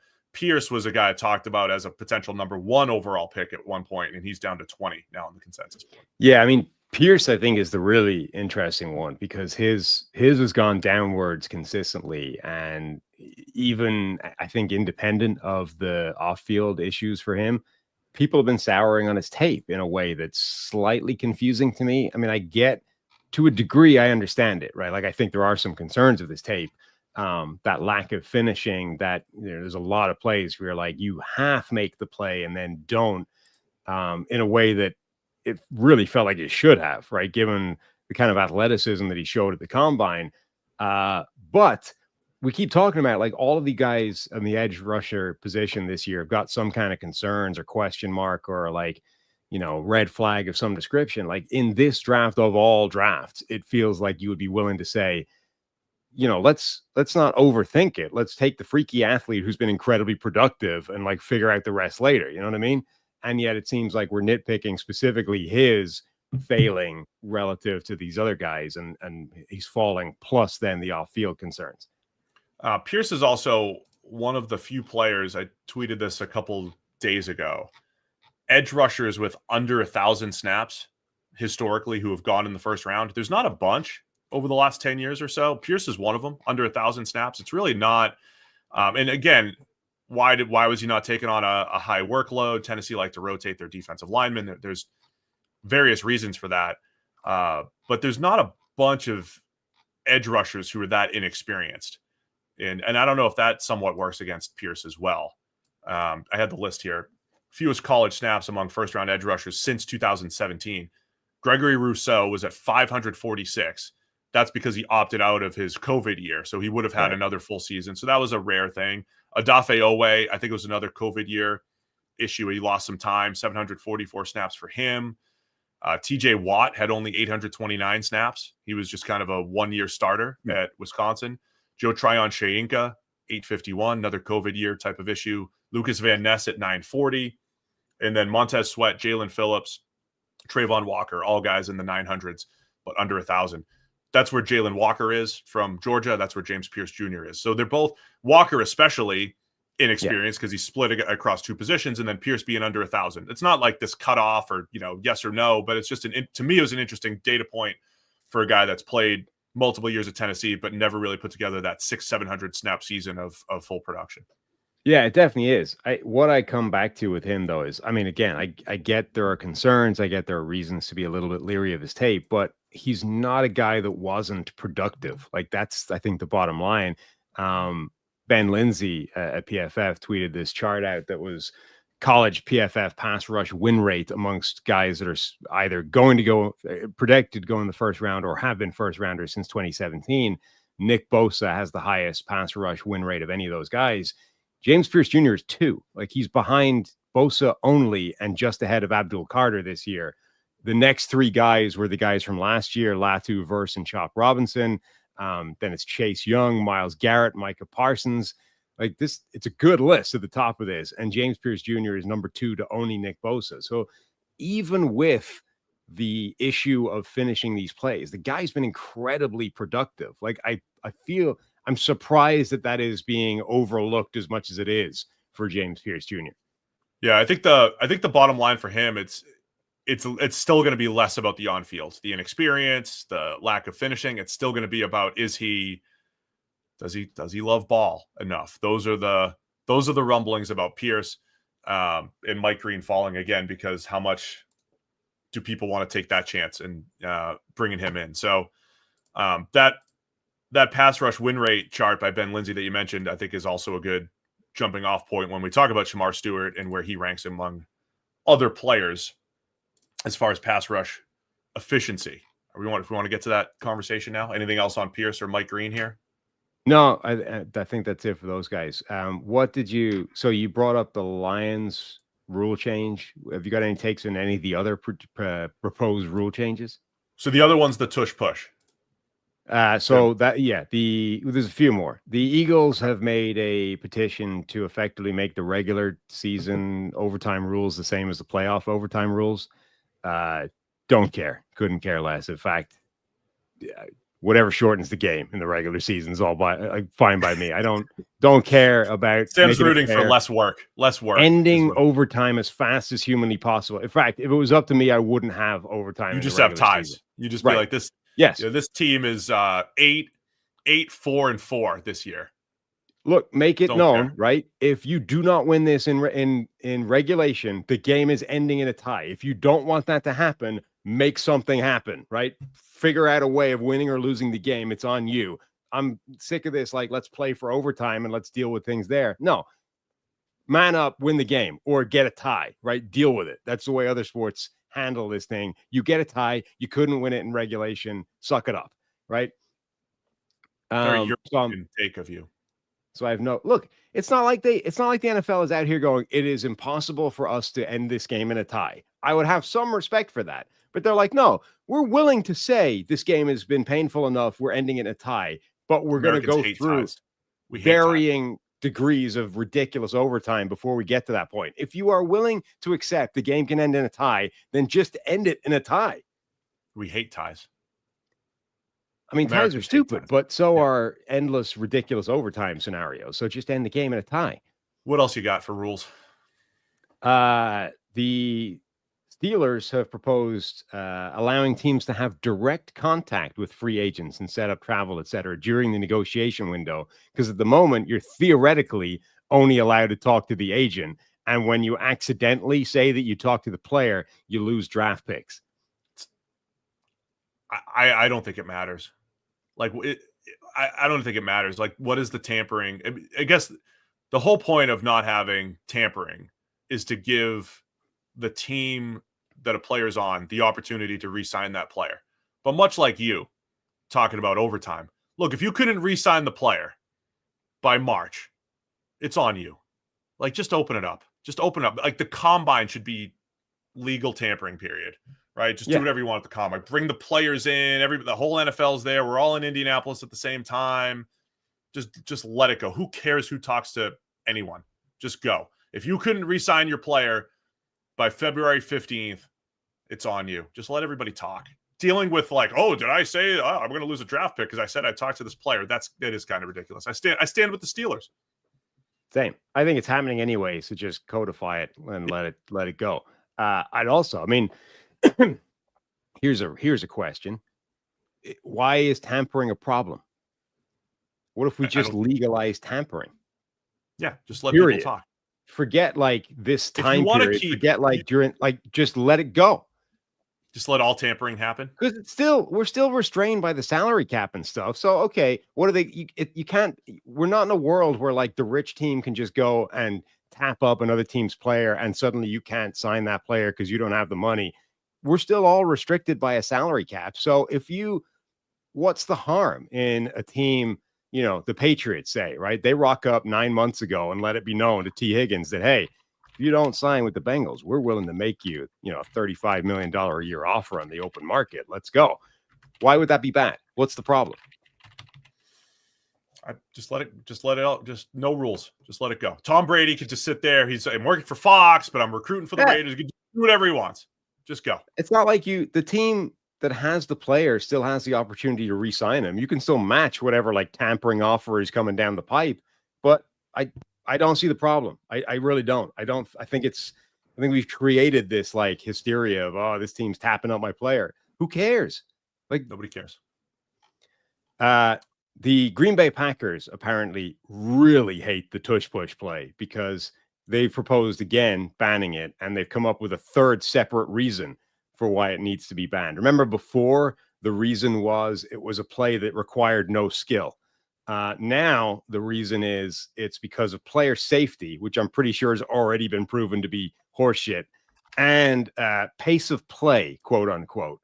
So the Packers desperately want the push play to be ended and can't come up with a logical reason why it should be. I have a different reason. I would be fine with it. I think it's stupid. I wouldn't say there's no skill. Well, that's effectively I'm pretty sure that is Green Bay's real reason. They just can't put that in the document. I think it's stupid that you could push somebody forward in the game of football.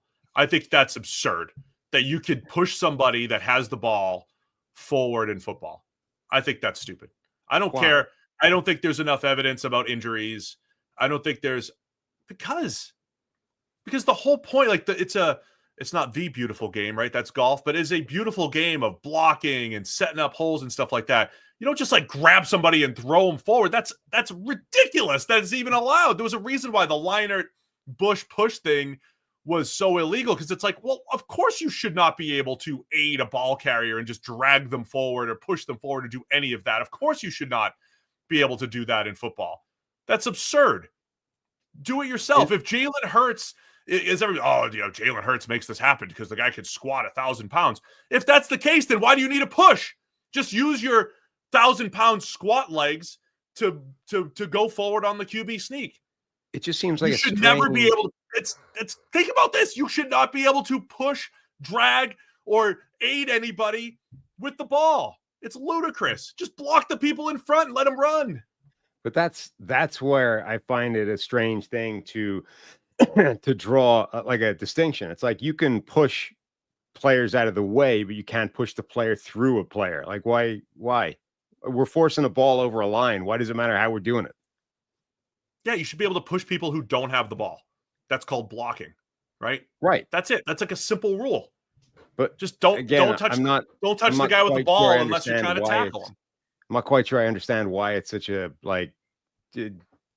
sacrosanct distinction that you can push guys without the ball, but as soon as you push a guy with the ball, it's clearly it's not the way the game should be played.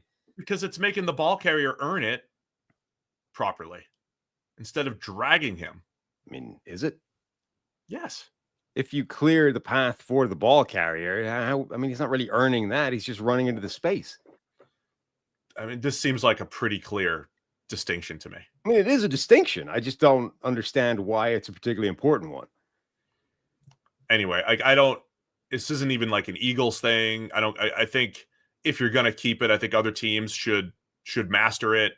I also think you're taking a play that's already probably 90-95% success rate and just bumping it up a few percentage points. I don't think it's like ruining the game or anything like that. I don't think it's a pace of play. Any of the issues that Green Bay brought, I don't think it's pace of play. I don't think it's injury related. I don't think any of that is relevant. This is the problem, is that I'm fine with your take that like this is a distinction we can draw and that would take away one of the plays that people hate. I'm okay with that. I don't really care if it stays or if it goes. It's fine. But that's your distinction, right?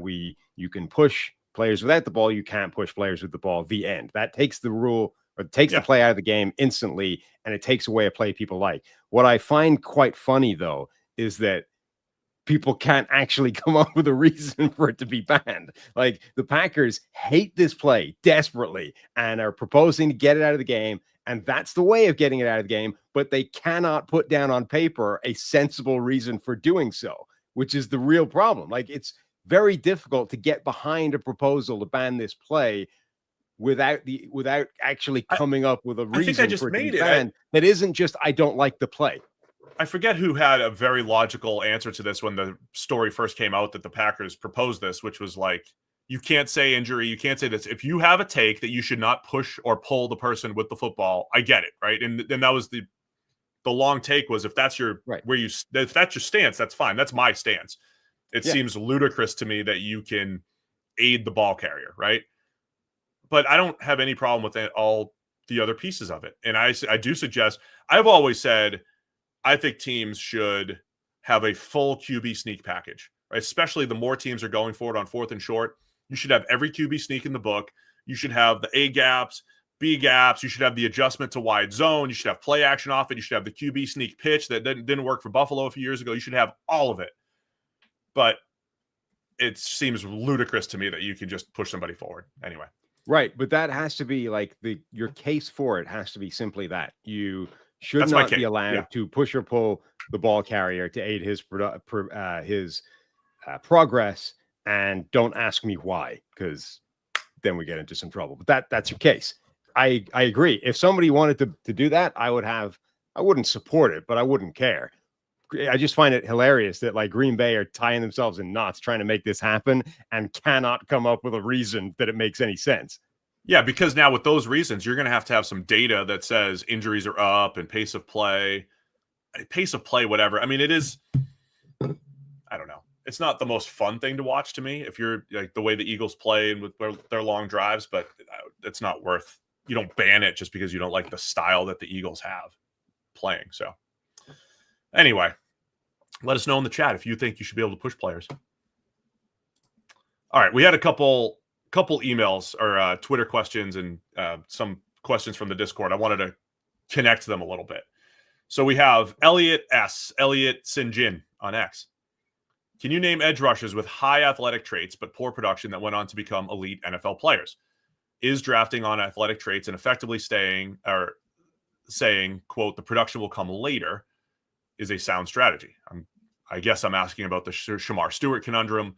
There was a pretty good discussion in our Discord the other day about Shamar Stewart. I suggest everybody join the Discord. I believe we still have the link in the description here on YouTube. Great discussions there if you are a Check the Mic fan and want to join the fun in the Discord. So a lot of Shamar Stewart discussions there.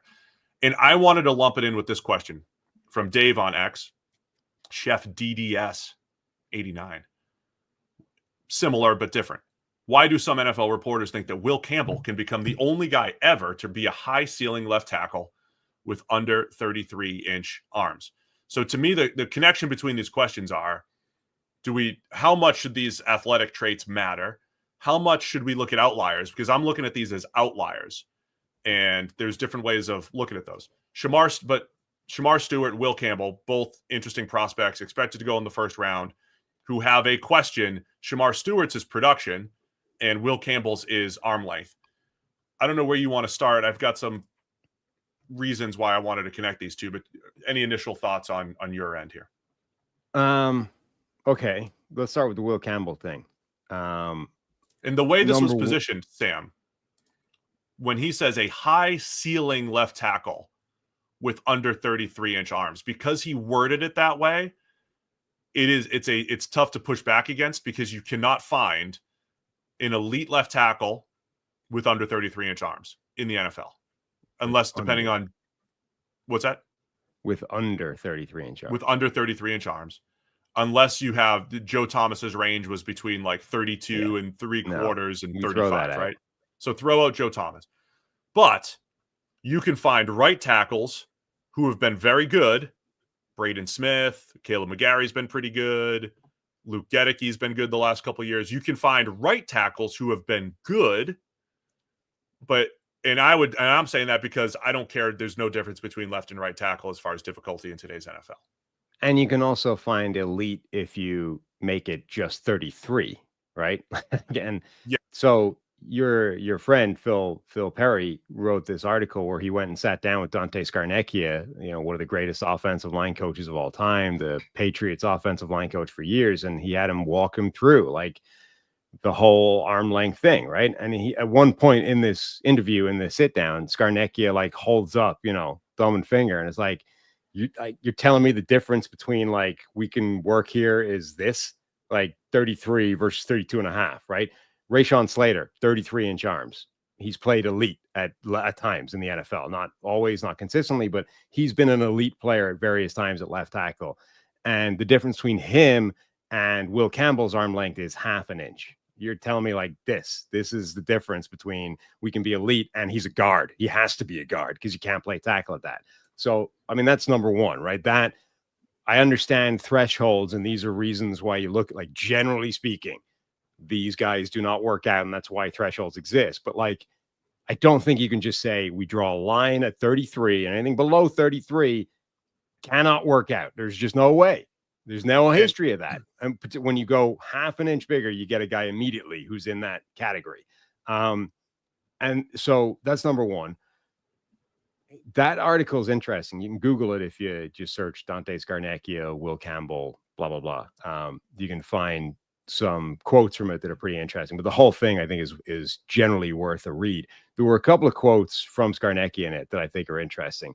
Number one, he said, and he stopped short of like a complete and total endorsement of Will Campbell, which is how it had been reported some other places. Like he kind of said, look, I'm not 100% familiar with Campbell's game, but let me tell you some general things about arm length, and let me go through a bunch of Patriots players, who had varying arm lengths. They drafted Isaiah Wynn at tackle, who was a shorter armed guy. They also had Nate Solder at offensive tackle, who had like 36-inch arms, right? So he's dealt with a whole variety. So he says he felt like Dante Scarnecchia, quote, I feel like length is not the only thing you should evaluate someone on or discount someone on. When a guy has marginal arm length, you look and see, is it a factor in how he plays? If it's not, then it's overrated.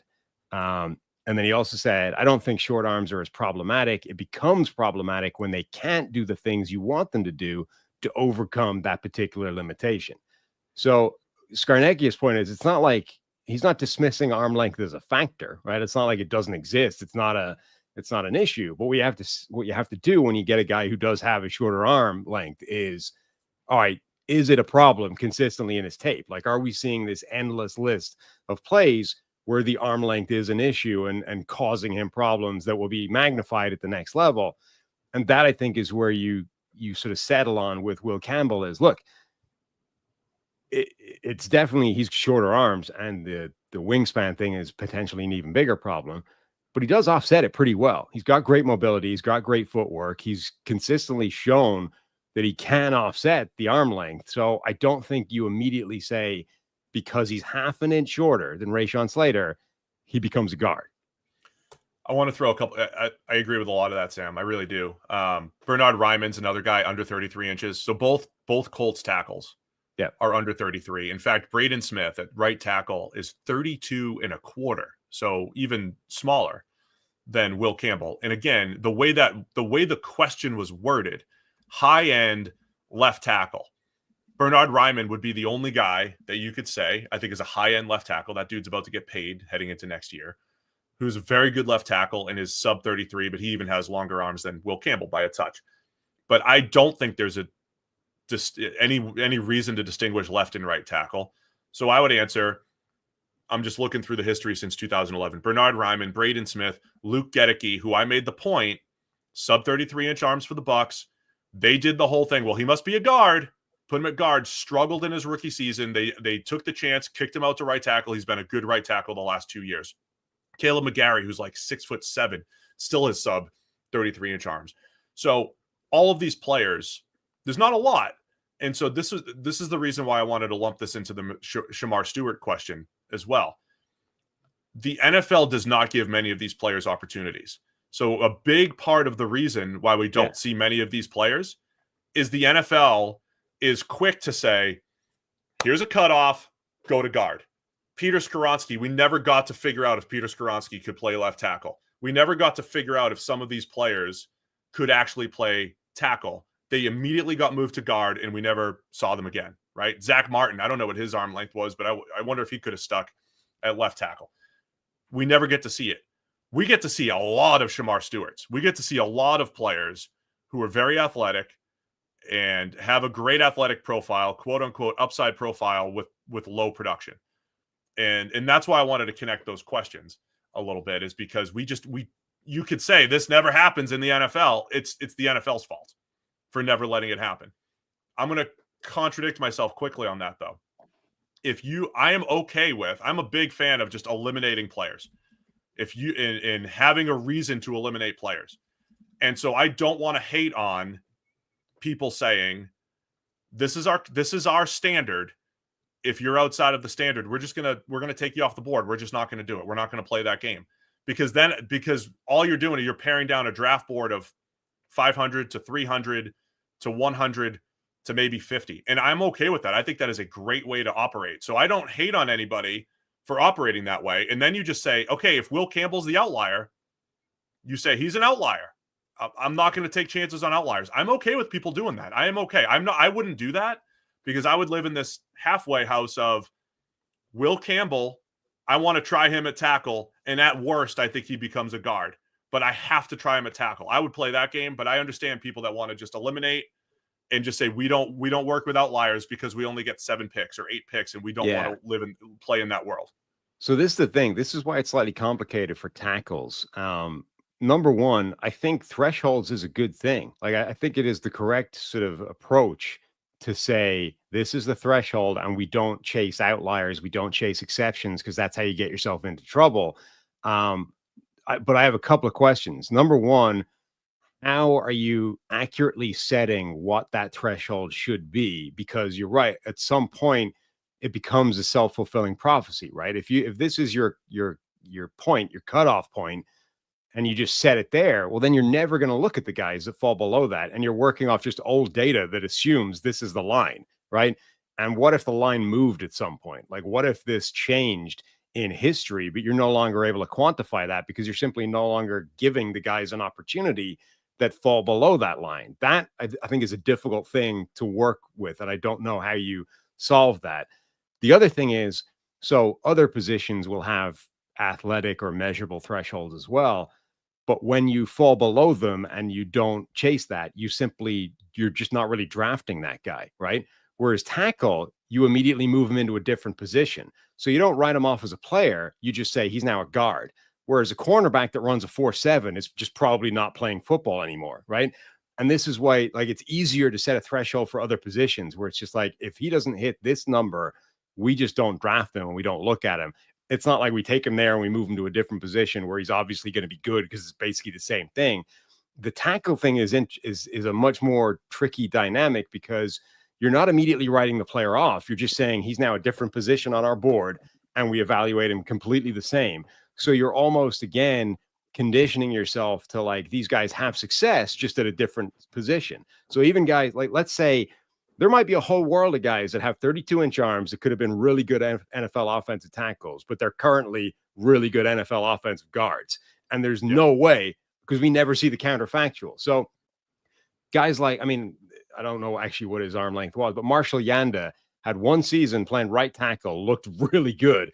And then they moved him back to guard because that was just their need, or where they thought he'd be better. And he was like a Hall of Fame caliber guard for the Ravens. Marshall Yanda could have been a Hall of Fame caliber tackle, and we just never saw that because they didn't need it, or they thought he was better at guard or whatever. Like, Peter Skoronski has been okay as a guard. What if Peter Skoronski is good as a tackle? And we're never going to get the answer to that, because they'll never try.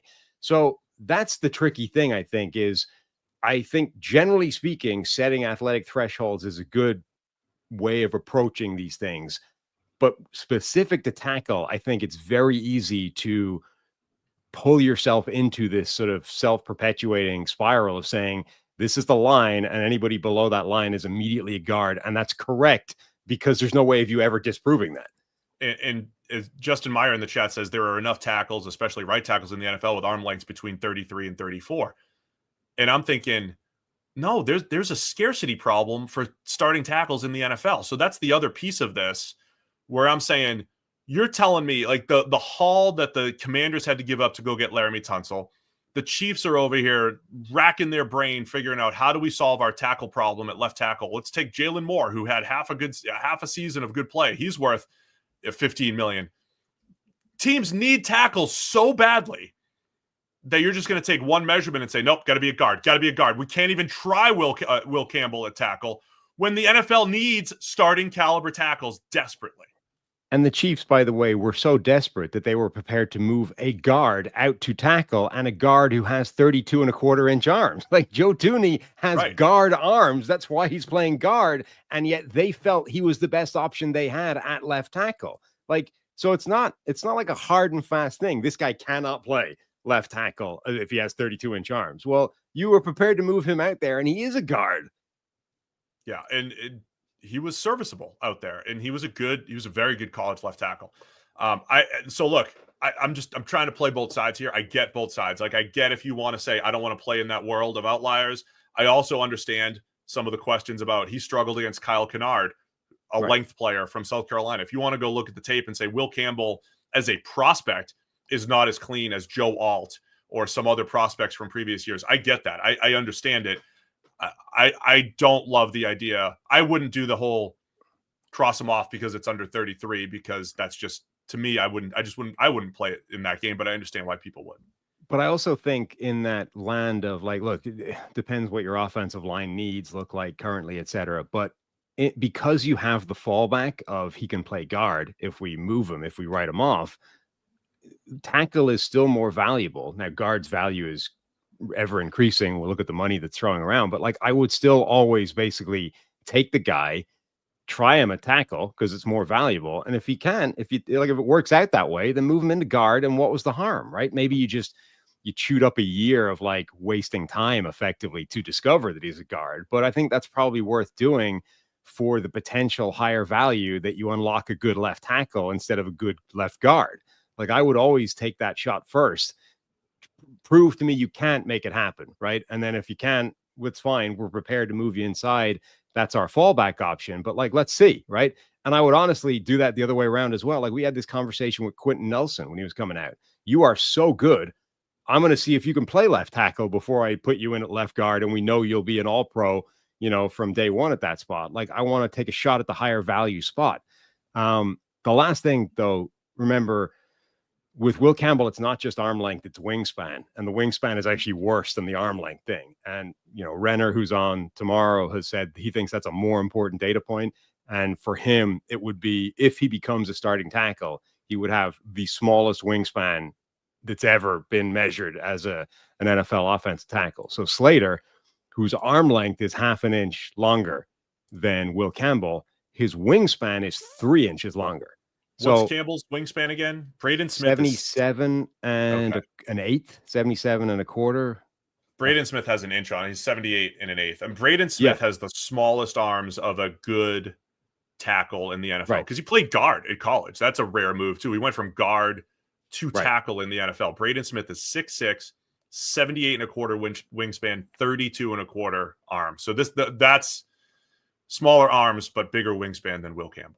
Braden Smith is the closest comp you can find for Will Campbell. Like he's same height, he's similar weight, he's got slightly the same arm length, he's got an inch bigger as a wingspan, but he's basically like that's as close as you're going to find to a physical comp for Will Campbell and a guy who's shown that you can do it at that level. But that it is notable that that's a really short, really small wingspan for Braden Smith as well, and it's still an inch bigger than Will Campbell's.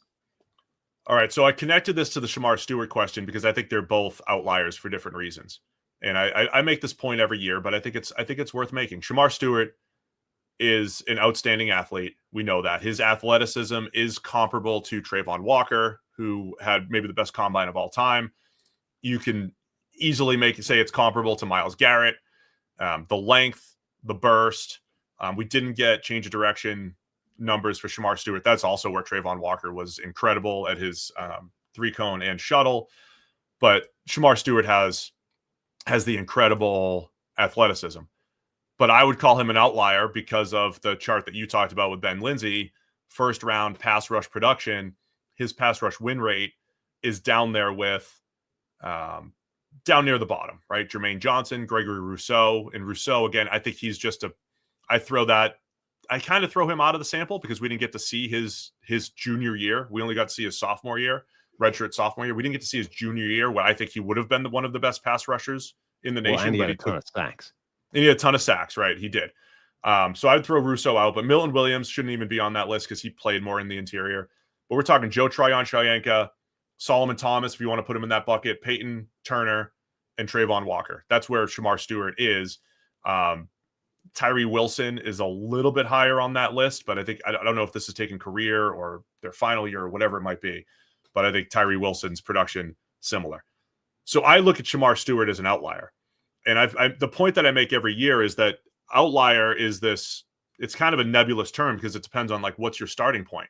I could easily make the case that Shamar Stewart's athleticism is right next to Myles Garrett and Von Miller and Khalil Mack and all these elite, and Daniil Hunter, to answer the initial question. He's in that bucket. Anybody outside of that is an outlier.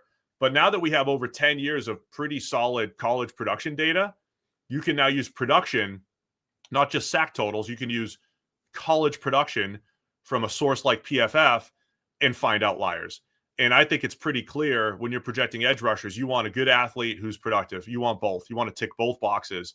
And Shamar Stewart, to me, is an outlier. So the initial question was athletic traits. Does this ever work? And Daniil Hunter is the only guy that you and I could really come up with who PFF had 1 year of production on him. His win rate was bad. I do think that there were some system issues there where they weren't letting him get after it. He was a very good run defender, similar to Shamar Stewart, but an athletic freak who came good, was also a third rounder, right?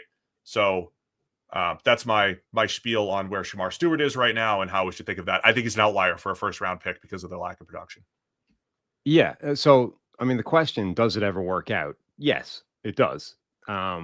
It's rare, but there are definitely players that don't have any kind of college production, but are really good athletes that become good NFL pass rushers. But the rarity is why, you and I have both always lent towards production over the athleticism thing. Ideally, you want both, and that's how you end up with a Myles Garrett type of prospect who is freaky athletic and incredibly productive. You put those two things together, that's why you go number one overall and you become defensive player of the year and blah, blah, blah. And that's, also the case with a guy like Nick Bosa. Like the top prospects are the guys that have both. But I think like somehow I don't know how this has happened, but I've become like a defender of the athletic, non-productive guy. Like that chart that Ben Lindsay posted, like obviously the further to the left of that chart you are, the better, right? You want to be in the world of incredibly productive college prospect. And generally speaking, the more to the right of it you are, the worse it is. Like, okay, let's give Trayvon Walker a pass on the basis that nobody can even agree how good he is right now. But like Peyton Turner, Solomon Thomas, Joe Tryon-Shoyinka, Rousseau's good, but Jermaine Johnson, still not incredibly productive. Lucas Van Ness, disappointment so far. Miles Murphy, Cleveland Farrell, Caleb Von Chason. This is a bunch of pass rushers that are not particularly good at the NFL level. You don't want to be in that area, right? On the other hand, if you're going to be in that area, the thing you want with it is freaky athleticism. So, and I think it becomes a very different argument. Like, this is like your Tyree Wilson thing, right? I wouldn't draft Tyree Wilson was your sort of declaration based off where he was going to go, right? He's going to get taken in the first half of the first round. And at the point I would be interested in taking him, it's so far beyond the point where everybody else would take him. It's effectively the same thing. Like, we're not having the same discussion, but there does become a point where it is worth taking the shot on him, right? Like, it's not like you would never have drafted Tyree Wilson. You would have taken him in the third, the fourth, wherever you would have got him, right? But you would have taken him at some point in the draft. The calculation becomes, all right, I don't think there's a huge chance that he becomes a good player, but the athleticism is impressive. The physicality is impressive. So now pick number, 105, I believe it's worth taking him at this spot, right? The same thing is true with Shamar Stewart. Like, at some point that becomes a cost benefit analysis of, I think now is the time I'm willing to take a shot on the freaky athleticism and the okay production. Now's the time I'm willing to roll the dice. Now, obviously that's not number one overall, right? I'm not willing to do that ever for that guy. It's not probably number 10 overall, but like at some point, I think it becomes worth taking that gamble. And I think that point might be in the first round somewhere. Like, I don't think he's so unproductive that I'm not willing to take the shot at all. I'm not saying this guy is a third or a fourth rounder. And I think he's so athletic that it's better than a guy like Tyree Wilson. So both parts of this, I think, are working in his favor. And somewhere towards the mid to late first round, I think it becomes worth the gamble that the relatively unproductive college player will be a better NFL player than he is in college. Yeah, I think he's still a very good run defender. I've been pretty consistent on this through the years. Trayvon Walker, Tyree Wilson, Rashawn Gary back in the day, who I think he was more productive than all of these players in college and was an athletic freak at a bigger size. And Gary's probably I would say he's had more success than Trayvon. I think he's had the most success, but even he's ended up being a little inconsistent, left you wanting more. But there was flashes where Gary was looking like he'd be the next really good edge rusher. And maybe he was the last guy, him and Danielle Hunter, probably the biggest athletic freaks that improved at the NFL level. I think Gary and Hunter and Trayvon's at least, I think, trending in the right direction where you're starting to see more of it. And if he had a nice year 4, if Trayvon Walker had a nice 4th year, I wouldn't be all that surprised. But I still come back to, when you draft a player, you're drafted them for 4 to 5 years. And the first 2 years of the contract matter. And Trayvon Walker's best attribute has been durability, which I don't think has anything to do with what we're talking about as far as athleticism goes. So anyway, I think I said Gary in the second. I think Stewart in the second would be more palatable for me. All those other guys probably in the second, just more palatable for me, because again, I only get 7 picks, right? I don't have to have, the way I look at it is, you don't have to have the right evaluation on every player. You want to have the right evaluation on your 7 to 10 picks. You want to have the right evaluation on your picks. And I'm okay being wrong, right? It's okay if a guy hits his upside. I was pretty adamant I wouldn't take Rashawn Gary in the top 10 to 15 where he was going to go. And even if he panned out, you have to be okay with that. This goes back to my Will Campbell thing. If you want to just say, I'm drawing a line in the sand and I just don't want to play in that world, I think that's okay. And I usually say that about the Shamar Stewarts, Trayvon Walkers, Tyree Wilsons of the world. And I think more often than not, the other point I would make, we don't have a ton of evidence of the short-armed tackles failing because they don't have opportunities. We have a lot of evidence of really good athletes who just don't produce at the next level. There's a couple outliers. And if you're chasing the next Danielle Hunter, I think over time you're gonna miss and you're gonna fail. And that's why I don't like to play in that world. But again, this is where I think I think drawing a line and just eliminating those guys is probably bad process in this point of view, right? I think you just work out where you're comfortable taking that risk, right? Like if your comfort level for that is effectively the same as taking them off your board, like I'm only comfortable spending a 4th round draft pick on a guy like that. Well, then that's essentially taking him off the board, right? I'm not saying like we'll never draft this player, but like you're saying, you just know he's not going to be at that point. No, so but I think he's not going to be one of the players that you pick wherever you choose in the first round. But I think that is an important distinction, because you're not simply eliminating them. You're not taking them off saying, I'm never interested in drafting this guy. Like I think there are certain things where I think that does make sense, right? This guy didn't hit this threshold that I view as important for like a requisite part of playing this game. So I'm just never drafting him, not even taking a chance. But for guys like this with the athleticism, I think there's always worth taking a shot at some point. It's just where you're comfortable making that call. Yeah. And then maybe most of the time that eliminates them for you because someone else is always willing to take that chance before you are. But every now and again, a Danielle Hunter is going to be there in the 3rd round or whatever. And you're like, oh, you know what? Around now is when I'm comfortable taking that shot. So let's go. So I think it's kind of important to actually work out where you are comfortable making that gamble, you know, where the potential benefit outweighs the risk or the loss, like the burned pick if it doesn't work out. Right. And just playing to that. Like, this is where I'm comfortable taking this guy. And if everyone else thinks he's a round or 2 higher than me, good luck. I'm not messing with that.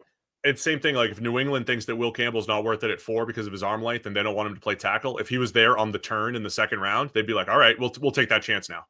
I would think you would take Will Campbell and play him at tackle all of a sudden because, okay, he's a 2nd round pick. He's not 4th overall where we want to get a more known blue chip player like Abdul Carter or Travis Hunter. So I love these discussions, Sam. I think they're all fun because it's draft season. We're just going through these theories. The one last question I want to ask, I know we're over 2 hours here, but it's draft season content wise.